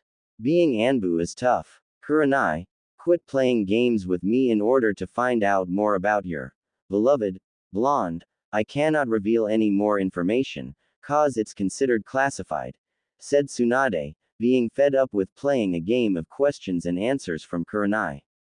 So, you knew, didn't you? Mumbled Kurenai, looking down to the ground in shame since thoughts of what she did to Naruto appeared again in her mind and sadness could be felt. Yeah, you want to be with him, don't you, Kurenai? Very much, Hokage-sama. I think I'm in love with him, said Kurenai, earning a wide-eyed look from Tsunade, who right now was screaming inside her head. What? How? Wow, Naruto, you managed to melt the heart of the Ice Queen of Konoha. Tsunade couldn't form words as she was paralyzed. After talking to Tsunade, Kurenai went back to her apartment, so she could rest for the day, since it was already nighttime. Suddenly, a swirl of leaves could be heard from her living room, appearing no less than the snake mistress Mitarashi Anko. She was there in hopes of talking to her friend about the blonde fellow that suddenly grew her interest sky high. Anko was still dazed by the fact the one known as Ice Queen of Konoha was falling in love with a supposedly young but also good-looking chunin. Once Kurenai sensed the familiar chakra signature, she went to the living room, only to see her best friend with a little bag on her shoulders. Greetings, Anko-chan, what are you doing here? Greeted the red-eyed beauty like it was an everyday occurrence that her snake friend appeared in her living room when she wanted to talk or just hang out with Kurenai. Anko happened to have only 2 friends in Konoha who didn't treat her like a snake bitch. Oh, Kurenai-chan, I'm touched that you did not welcome me to your home. I just thought of keeping you some company and get to talk about the blonde Gaki for a bit. That story of yours really got to me, you know. I'd never think someone like him would get to you that much, said Anko, only for Kurenai to look down to the floor, feeling sad of hearing what her friend said. What about him? What not about him? 2 chakra affinities, chunin at the age of 15, handsome, have beautiful blue eyes as you said. Of course, if what you said back there is true, then he is one hell of a guy. Mumbled Anko that last part, mostly to herself from imagining Naruto and Kurenai together in a provocative. Yes, he is indeed quite a guy, Anko-chan. I wouldn't be feeling the way I do towards him if he wasn't. Add to the fact that I came to know yet another feat that he was able to do. Instead of just a chunin at the age of 15, he recently entered the ANBU and he is now a member of the ANBU Special Forces. What? An ANBU at the age of 15? I didn't figure he was a prodigy hidden under the hideous orange jumpsuit of his. But, wait, how you know he entered ANBU program? I work close with them at the torture and interrogation division and not once had I seen him there or any blonde character for that matter. Did Yugo-chan tell you that? Asked Anko, to which Kurenai nodded her head in the negative. No, Tsunade-sama told me. She even told me that he's doing quite well there. having already completed 15 A-ranked missions and a couple of S-ranked ones, not counting some B and C-ranked missions that I think he already completed, a number close to 30 B and 40 C-ranked. Well, considering his A and S-ranked missions, it only seems accurate to say that he has completed quite a lot of middle risk level missions, but Kurenai, he is too young to witness the hard life from being a part of ANBU. Trust me, I've been there, said Anko, showing some concern on the boy's mental stability, clearly not considering just who Naruto is in the first place and the fact that he faced worse than being an ANBU since the day he was born. Anko-chan, if even the Kyuubi no Yoko doesn't scare him, what makes you think that any other event would scare him at all? Besides, I'm quite certain that he might be with Yugo as partners and she is one hell of a kunoichi. She might be there making sure he was alright. I don't know, Kurenai-chan, it wouldn't seem like that if Naruto is what the rumors have led to believe. I'm sure that Yugo is strong for sure, but Naruto sure wouldn't need any help from her. More likely, he would end up helping her getting out of tough situations. Because of the monster inside him, Naruto knows no chakra exhaustion, no needing to be at the hospital for more than a day. Yugo-chan is one of the best ANBU there is in headquarters, but she cannot hold as long as Naruto in a fight. From what Kakashi told, Naruto has nearly everlasting stamina, explained Anko, to which Kurenai frowned. Yugo was her idol. She is part of ANBU Special Forces for quite some time and still has time for dating the Kenjutsu specialist Gekko Hayate. It would be impossible for Kurenai to compare Yugo's fighting ability with just anyone, but she was thinking about her beloved blonde and how would ANBU training make him stronger than he already is. After some extended talk with both of them, they made a little bed for Anko to sleep and continued talking some more, until Kurenai at some point couldn't take him of her mind. Every word Anko said, Kurenai would associate to him, which made her friend a little angry, but seemed to get past it, since she knew how much she was suffering from not getting together with Naruto or even find him for that matter. On the next day, Team 8 consisting of Kurenai, Kiba, Hinata and Shino went to their mission towards Kumo. Along the way, Hinata noticed that her sensei was appearing very sad about something. She never saw her sensei's emotions, other than a quick smile as a sign of congratulating her students. Seeing that, she decided to talk to her and see what was wrong with her sensei. Kurenai-sensei, is there something wrong? Asked Hinata, deciding on the direct approach strategy, so as to get to the point and see if she could do anything to help her sensei. For some time, now Hinata lost that shyness around people, and after the Chunin exams when she was promoted, she was able to show everyone that the once Hyuga Hinata was gone and she would be stronger. What do you mean, Hinata? Kurenai, for her part, was trying not to show depressed or any emotions rather than the normal smile and on occasions praising on her students' abilities to a certain degree, but at hearing Hinata's out of the blue question, she was cursing herself from doing the exact opposite from what she intended. It's nothing. I just turned to look at you and you were looking down for some reason and I wanted to know if you were fine. Oh, sorry. Sensei, you can tell me, why are you sad? I'm just sad because I'll be leaving the village for quite some time and my search would have to be interrupted. Search? Search for what? Oh, it's nothing, Hinata, he will be here when I return, right? Kurenai faked smiled and also smacked her forehead for mentioning the he in the sentence, making an open statement that Kurenai was dating someone. He, you never told me you had a boyfriend in Konoha, Kurenai-sensei. Oh, he isn't my. Kurenai couldn't finish this sentence. Sure, she wanted more than anything for Naruto to be her boyfriend, but she was considering his feelings, since she didn't consider before, when going out with Asuma. Hinata saw for the first time those sad ruby eyes and pity her. She was suffering because she was having feelings towards this guy and then she had to leave him and go to their mission. So she dropped their talk and started studying their surroundings, as well as grasp the mission details with her sensei. At night on Konoha's border, it was already night time in the middle of the Land of Fire's dense forest and a certain black wolf-masked ANBU could be seen patrolling the area. A few days back, he volunteered for some border patrol at night, at least 3 days a week. Deciding to wait a little bit, he sat on a fallen log. So far, his new choice of lifestyle has taken him to higher levels of experience as well as fighting. So far, he learned quite a few jutsus from accessing ANBU's library and study some scrolls from Kumo that he got with an ANBU X Kumo ninja. Needless to say, that Naruto also learned some Fuden and Raiden jutsus, since Kumo rely on both these element jutsus. Right now, Naruto was working on genjutsu mid-level ones and how to dispel high-level ones. He learned some very good ones and one used by the Nadaime at the Sandaime called Kokuangyu no Jutsu, Journey into Black Darkness technique. Black Wolf was looking at the peaceful environment around him, when he gazed at the moon and noticed it was full moon today. Suddenly, a noise could be heard not too far away and Naruto could feel his Charka signature, wondering that it didn't belong to anyone he knew. Because of his now trained sight, he started looking towards the direction that the 4 footsteps could be heard almost the same type. Naruto just stood there waiting for the supposed enemy to come.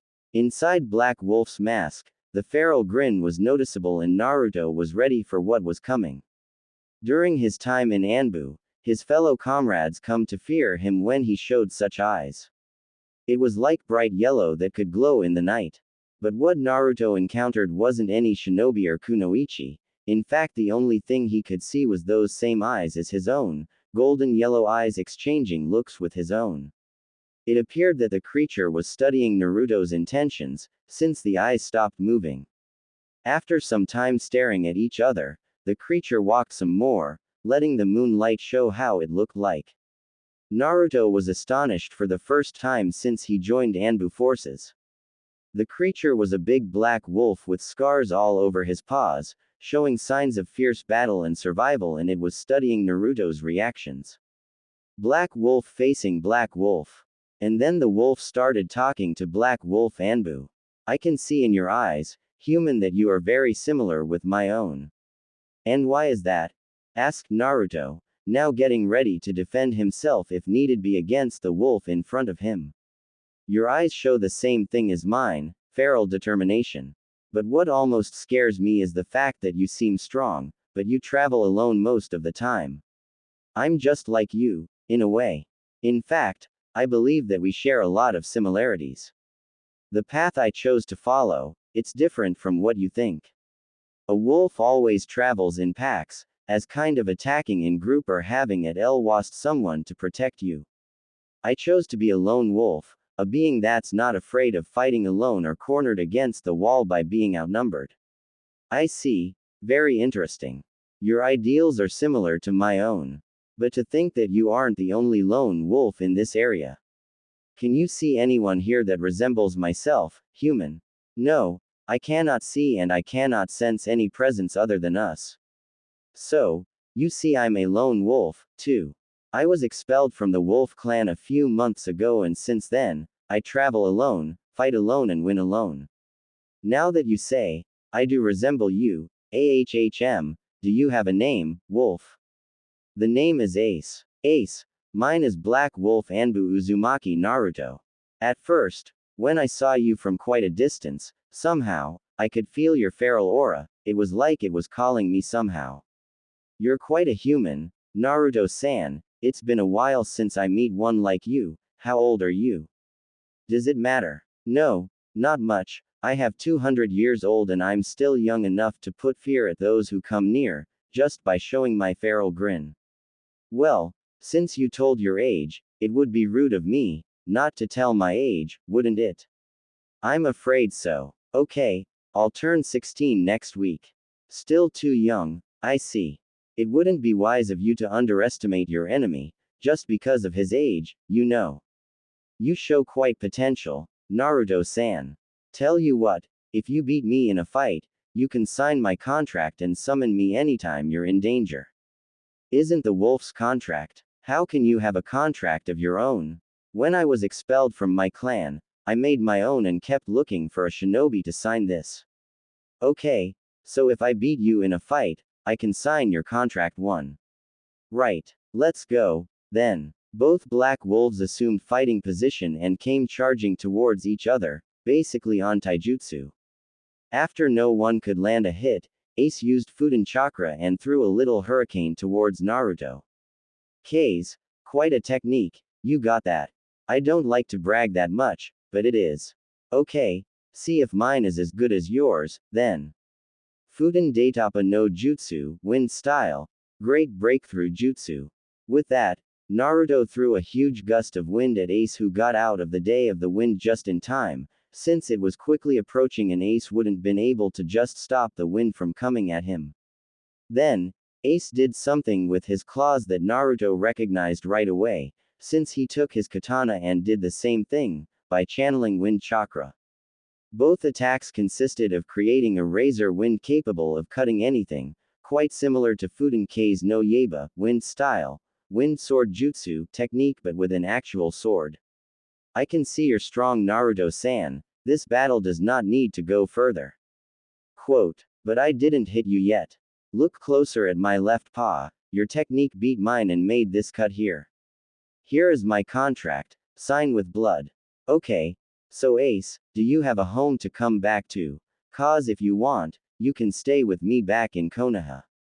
I've been in these woods for far too long, Naruto. I think I'll accept your offer. Okay, then, let's head back. I just have to file a report to our Godime Hokage and then we can head home. Godime, she is our leader, back in Konoha. I thought that the Sandaime was back in charge. What happened? It's a long story. I'll tell you along the way. So, just how fast are you, Ace-san? Ace showed his first smile in decades and vanished towards Konoha, for Naruto's amusement. That fast? Huh, okay, let's go. With that, both black wolves vanished, arriving in Konoha and jumping through rooftops towards the administration building. At Tsunade's office, Tsunade was finishing some paperwork and was very bored, to say the least. Since Naruto entered the ANBU, not once did he burst into the door and called her Tsunade Oba-chan. She missed it a lot. Right now, she was looking at the empty Konoha, since it was nightfall and those who weren't on missions, was sleeping right now. She, suddenly, sensed someone coming fast, but she sensed Naruto's chakra as well. In an instant, Naruto and Ace appeared on top of the building next to the administration building, and then shunshined inside her office. Tsunade-sama, reporting back from border patrol mission. Ah, Black Wolf, okay. But tell me, who is your friend over there? He is my summon, Tsunade-sama, he is called Ace. At the mention of his name, he came forward and greeted Tsunade. My greetings, Tsunade-sama, I once met your grandfather, the Shadaime, and I'm honored to meet you. Black Wolf, you can summon wolves, now. No, just him, the contract that I signed, only summon Ace. I see. Tsunade-sama, do you need anything else? No, Naru. Tsunade didn't finish the sentence and both had already shunshined her office. They both have that look that scares the shit out of me. At Naruto's home, Naruto and Ace arrived at Naruto's apartment and Naruto fixed the sofa for his new summon to sleep, along with something to eat. Then Naruto took off his uniform and decided to look himself at the mirror. Long gone was his smile and joy in his face. Long gone was the Naruto who resorted to saying he would change Konoha once being Hokage. This Naruto was different. After that, he went to sleep at least a couple of hours, since he had to report at 7 at ANBU headquarters. At ANBU headquarters, once he arrived at ANBU headquarters, Naruto did his routine at the training ground. Right now, he was focusing on Kenjutsu, since he mastered already Raiden and Genjutsu. After that, since he didn't have any missions in the morning, he summoned Ace. What do you need, Naruto?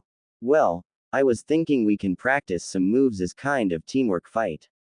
I see. Well, since we both have wind affinity, there are a couple of moves I can teach you to do with me, that wolves did together. Okay. First one, did you remember the attack you hit me with? After getting a nod from Naruto, well, we can surround the enemy, rotate and start throwing razor wind attacks from all directions. Meanwhile, it looked like there was other ANBUs watching him train. Hawk, Bear and Cat was staring him with a black wolf, training some joint attacks with a wooden dummy. There he goes again, always training and doing missions, he doesn't rest, started Bear talking to Hawk. He's pushing himself further, only to get better results on missions. I heard from Kakashi-senpai that Black Wolf trains a lot, only to be able to protect his comrades, answered Hawk. He knew Kakashi-senpai? Cat asked. Kakashi-senpai was his Junin instructor for quite some time, and even he was surprised when Black Wolf beat Bear here in combat. After a while, there was a sound inside the ANBU headquarters, reaching for Black Wolf and Hawk to go to Tsunade's office right away. At Tsunade's office, as Tsunade was looking through some documents, she was waiting patiently for two ANBUs, seeing as she sent a letter to the ANBU chief a while ago. She was about to smash her fist in annoyance. Hawk and Black Wolf presenting. God, I'm Sama, what do you need? It's an A-ranked mission. My sources told me that 4 Iwa missing nins were attacking a village near Konoha.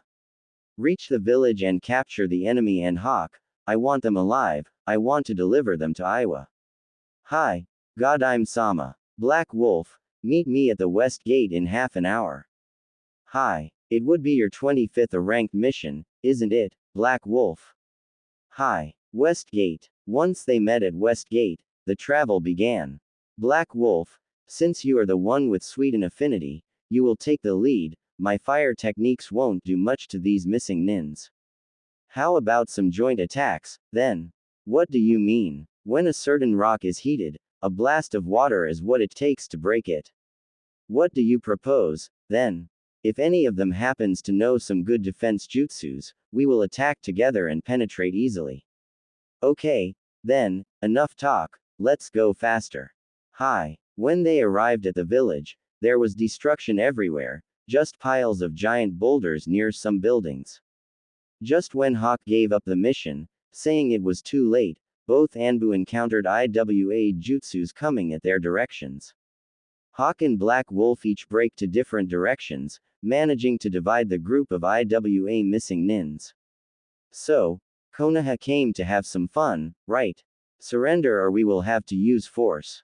Okay, I'm really scared, you know, you don't scare anyone. In the intercom, that ANBU just recently acquired them, Black Wolf communicated with Hawk. Hawk, close your eyes, when I say, I'll use a genjutsu to blind them all. Okay, then. Now, said Naruto, making fast hand seals and screaming Kokuangyu no Jutsu, journey into black darkness technique. After Naruto's technique, everything the IWA nins could see is dark and was sitting targets for the ANBU to attack. So, Black Wolf tackled 2 of them with a Fuden-infused katana, knocking both of them, and Hawk did some hand signs, screaming Kaden Hausenka no Jutsu, hitting some fireballs at the rest of the Iwa nins, burning their stomach and knocking them out. Nice work, Black Wolf. Thanks. Okay, make a Kage Bunshin and let's carry them to Ibiki-san. Hi. Kage Bunshin no Jutsu. At Tsunade's office. After 4 hours of mission, 2 Hawks and 2 Black Wolves appeared carrying the IWA missing nins.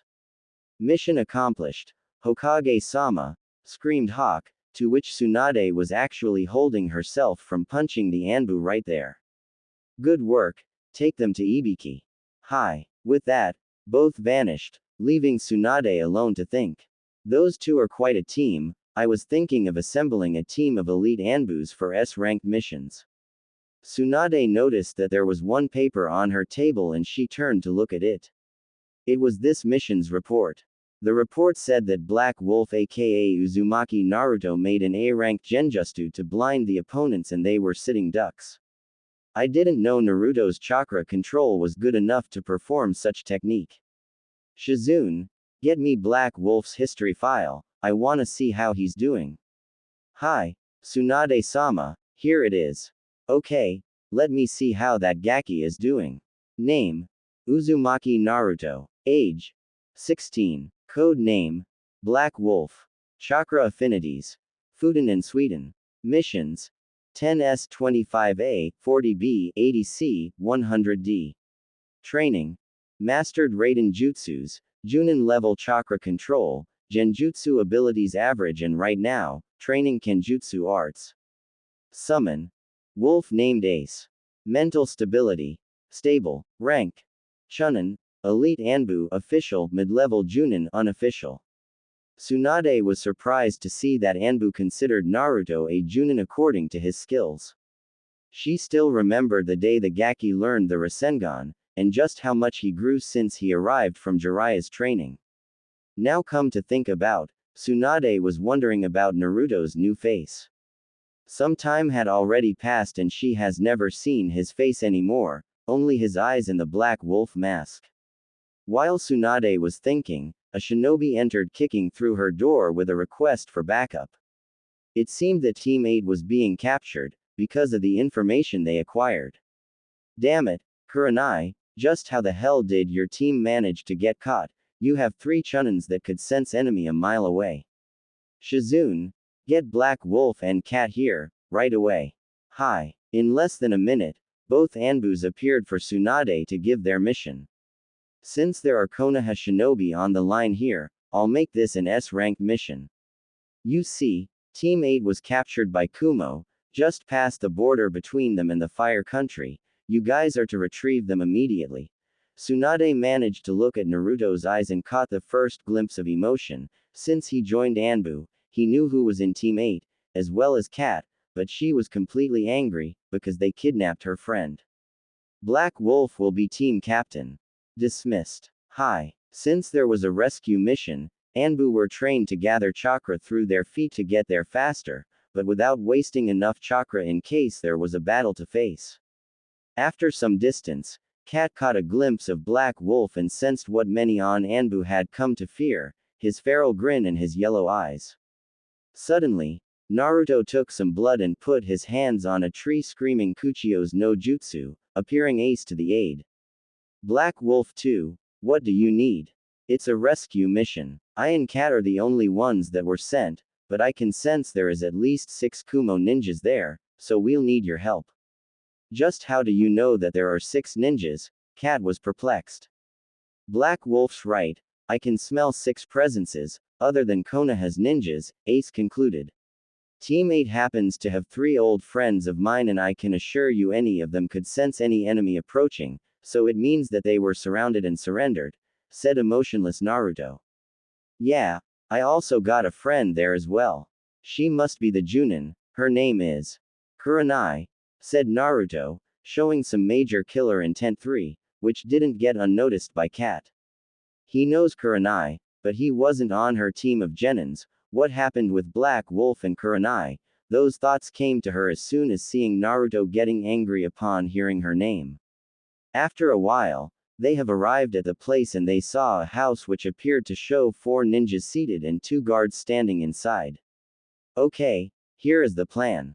I'm sure, Ace, that you already know where the enemies, so go with Kat.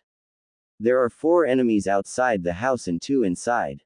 We have to take the 4 first, so Kat and Ace, you take the ones on the left there and I'll take the ones on the right. Permission to kill. But use Kenjutsu and stealth assassination, same for you Ace. Well, not Kenjutsu for him like humans do. His claws had to do the trick. Got it. The ones outside were disposed immediately by Black Wolf and Cat's stealth assassination and Ace's quick claws. After that, they gathered just outside the house and suppressed their chakra.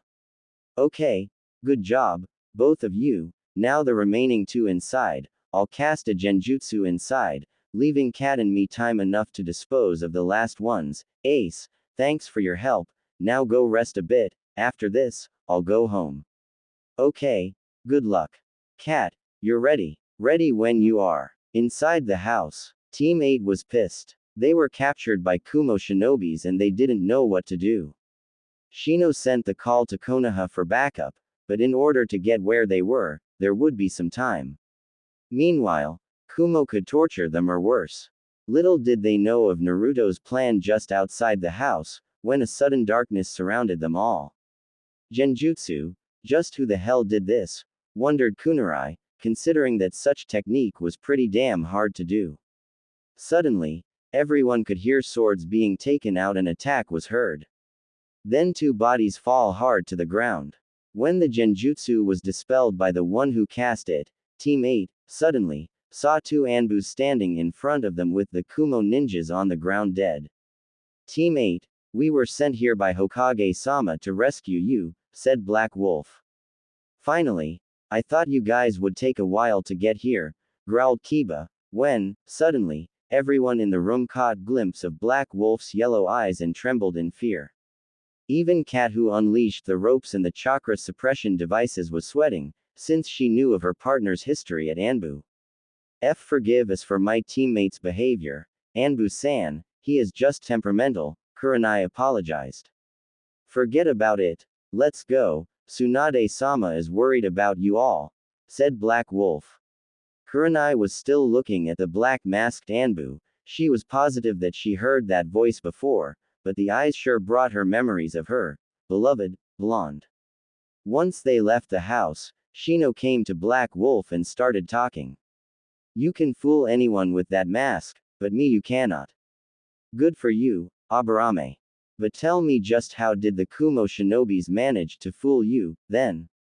They used my teammates against me, said Shino, ashamed of the fact that the ANBU was right. I see. You've changed a lot since I last saw you, Wolf. No, Shino, you must be confusing me with one annoying blonde brat. Did only God in the way of things? Shino was taken aback by the ANBU's harsh comment. From quite a distance, Kurenai and Hinata were seeing their talk. So, Kurenai-sensei, this ANBU fellow is quite a guy, is he the one you were sad about? How can you tell, Hinata? By the look you gave him back at the house. I can't say for sure, but I sensed a somewhat familiar presence on him, Kurenai said, and Hinata laughed. What's so funny, Hinata? It's nothing. I just never thought that my sensei could fall in love with someone the same age as my own, said Hinata, leaving towards Kiba and leaving Kurenai's surprised look. After a while, Team 8 and the ANBUs were returning from their mission, when Kurenai decided to talk to Kat. How are you, Kurenai-chan, feeling better? Hi, Kat. Who is he? Said Kurenai, pointing to Black Wolf. Oh, he is Konoha's Black Wolf ANBU, the one who saved you guys. I'm sure you sense the genjutsu used back there, right? After a nod, Yugo continued. Well, he casted it, said Yugo, checking on Black Wolf's back, since he was leading the squadron. Answer me, who is he? I don't know myself. He is the only ANBU who doesn't take his mask off even inside ANBU headquarters. I've never seen his face, but I've seen his eyes and I can tell you he is strong.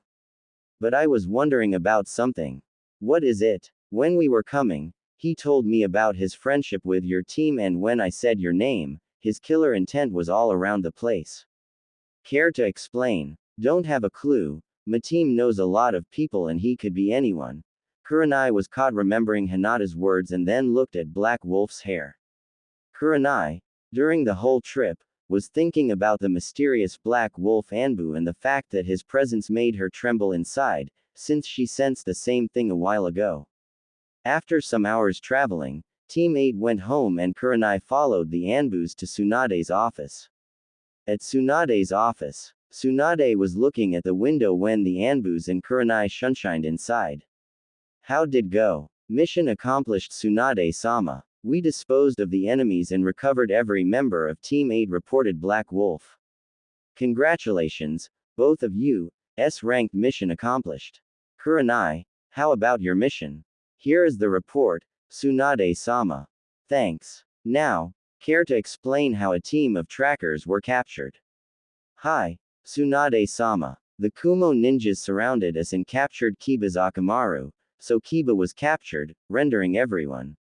I see. Be careful, Kurenai. Your team should thank Kat and Black Wolf for saving your. They are some of ANBU's elite. Hi, arigato, Kat and Black Wolf, for saving us. It's our job, Black Wolf said and vanished. Kurenai was speechless. She somehow knew that he was Naruto, but such coldness just didn't belong to him at all. So, Kurenai was sad again. She told her search ended and that she had found her blonde lover. Tsunade was also taken aback by Black Wolf's emotionless remark and turned to look at Kurenai, with some sort of pity. She reached Kurenai and told her about Black Wolf's history, hoping to give some pointers for Kurenai indicating that Black Wolf was indeed Naruto. Don't be that way, Kurenai, Black Wolf was just as sad as you. How?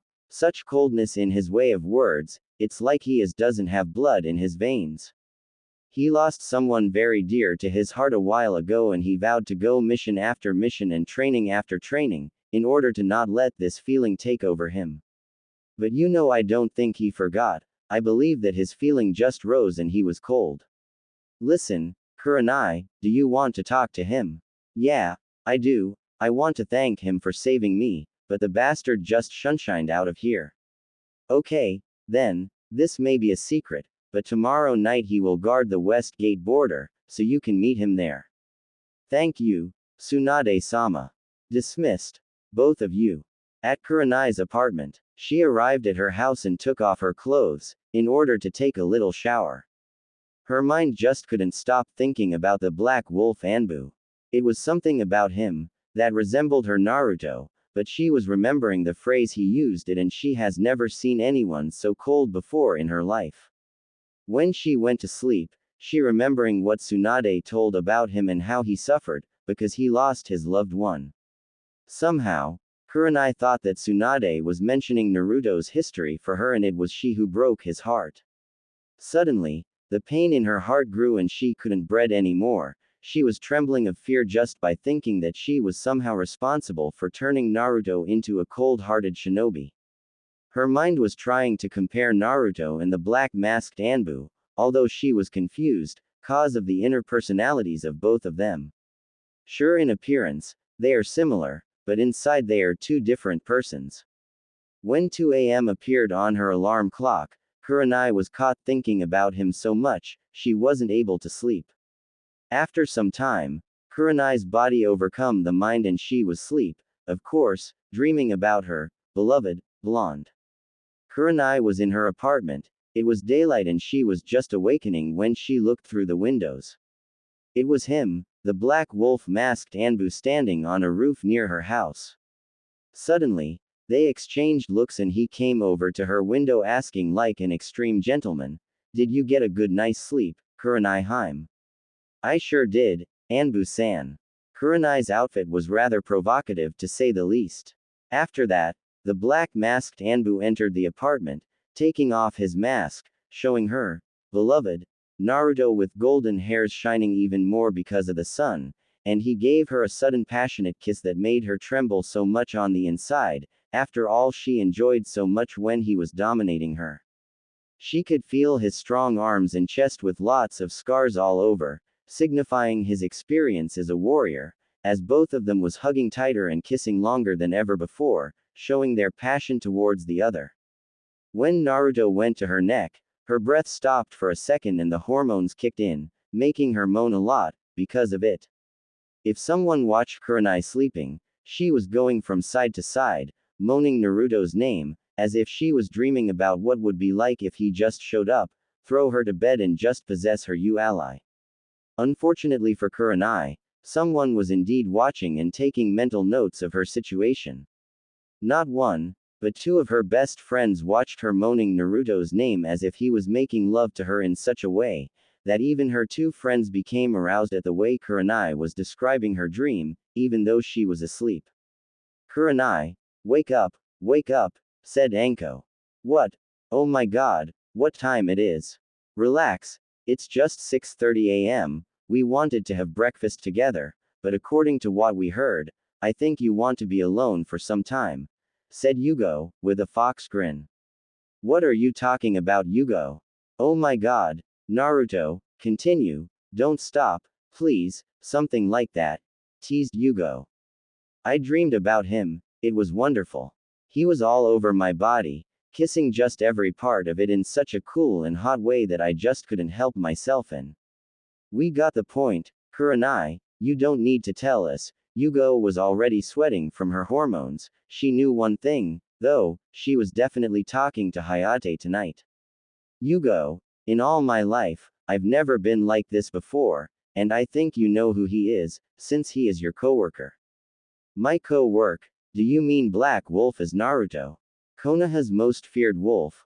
Black Wolf is Uzumaki Naruto, once being called a brat by Kakashi-senpai, that Naruto, Yugo was speechless, but not surprised.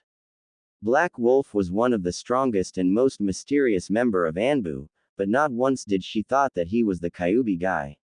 Wait, did you say, Black Wolf?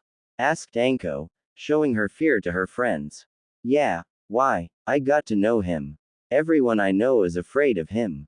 Some say that he is a wolf disguised as human, because of the way his eyes look when he shows killer intent. Is Black Wolf, Naruto? I believe so. Wait, does Anko, the one who isn't scared by anything in this world, is afraid of the ANBU, giggled Yugo. Did you ever see him, Yugo? If Kurenai is right, Black Wolf and I rescued Team 8 from the hands of Kumo last night. And to believe that Kakashi at first said that Naruto wouldn't ever be suited for ninja duty, I want to ask him now that he became one of ANBU's elite, said Kurenai. After Kurenai took a quick wake-up shower, the three took their breakfast together, but still talking about the mysterious member of ANBU, aka the Black Wolf. And to say that Yugo was surprised was his understatement. She was astonished, since she knew that Naruto left to train with one of the Sanin's Jiraiya and became a Chunin in Kumo. What was most surprising for her, it was the fact that one known, Ice Queen of Konoha, was falling in love with him.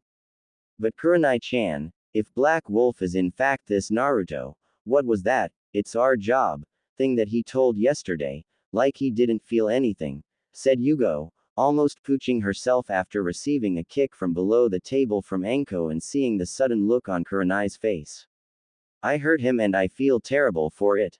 You see, we dated for some time.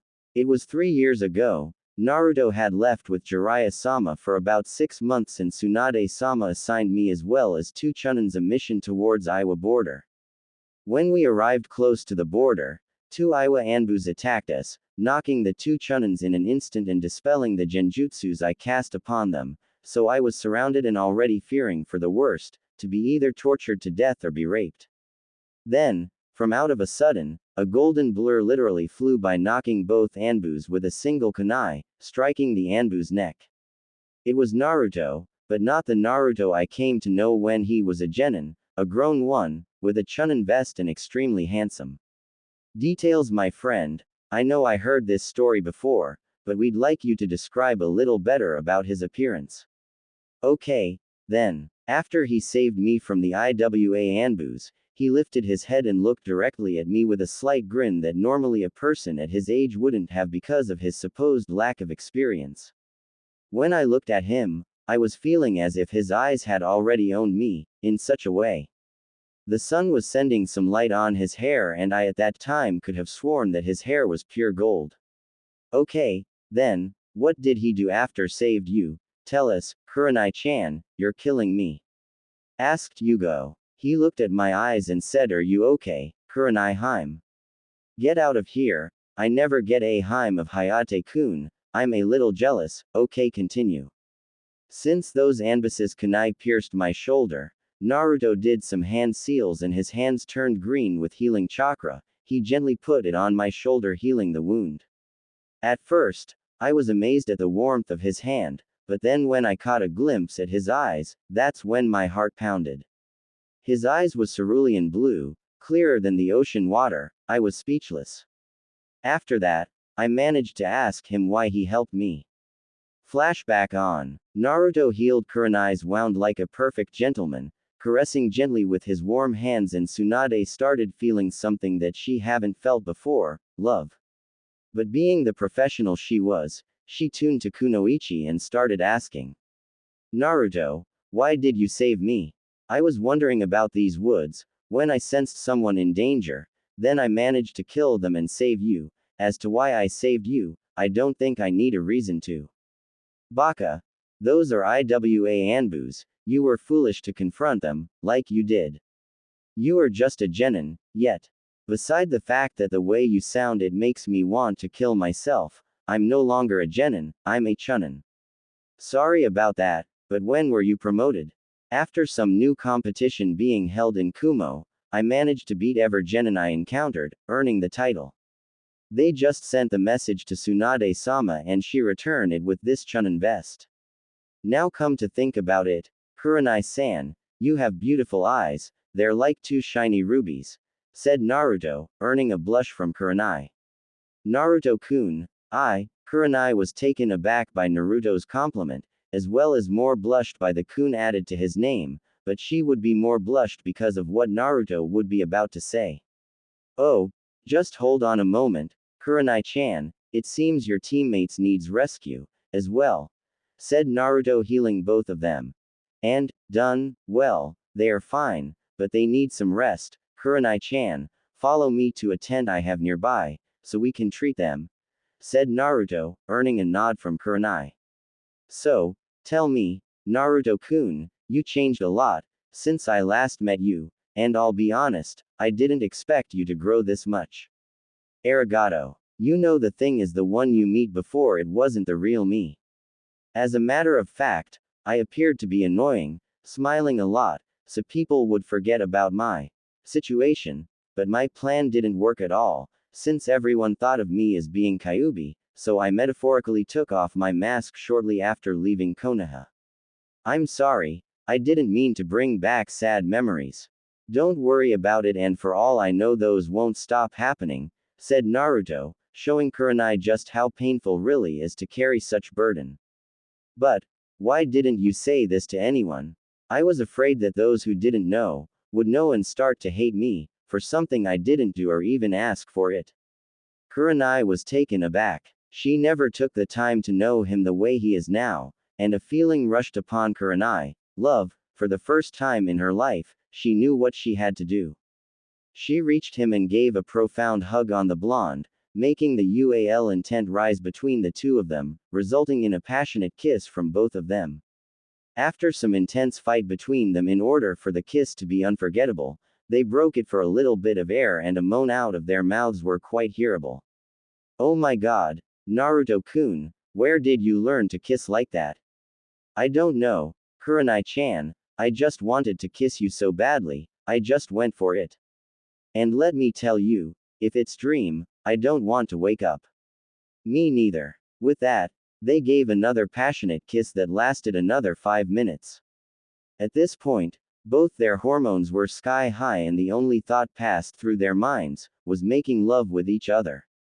So, Kurenai took off Naruto's blouse and was aroused by his puffed chest and his six-packs, so she started rubbing his chest with her tongue in her hand.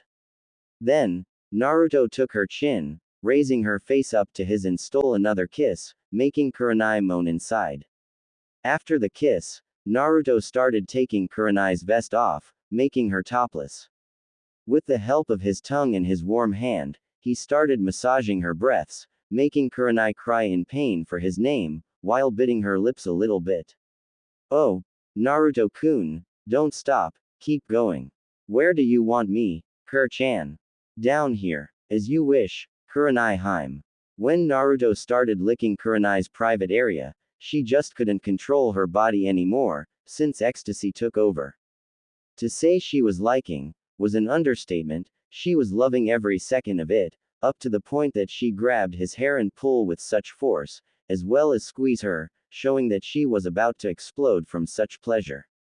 Oh my god, Naruto-chan, I'm coming, screamed Kurenai. Do you like it, Kur-hime? Are you crazy? I loved it. Naruto, tell me, and if you say no, I'll kill you right here. What is it, my hime? Do you have protection with you? Yeah, I have, Jiraiya-sensei lent me some. Quote, oh my god, Naruto, I can't just wait, pick one and please take advantage of me, please. Hi. After Naruto put on his protection, Kurenai pushed him to the ground, sitting on top of Naruto's, making her scream out of pleasure. After some time of Kurenai going up and down his, Naruto, out of the blue, just threw her to the ground and stick it in with such force as to earn a huge moan from Kurenai. Nice move, Naru-kun, just take advantage of me and continue what you're doing, please, because it's so good. Suddenly, an extreme heat came for both of them, signifying that they were literally on fire, being extremely wet. Suddenly, Naruto felt a new sensation, indicating that he was about to come. Oh, Kurenai-chan, I'm coming. Oh, me too, please come inside, I beg you. But, don't worry about it, we're protected, I just want to fill every space inside my. Oh, I can't hold any more, Kurenai-chan, I love you.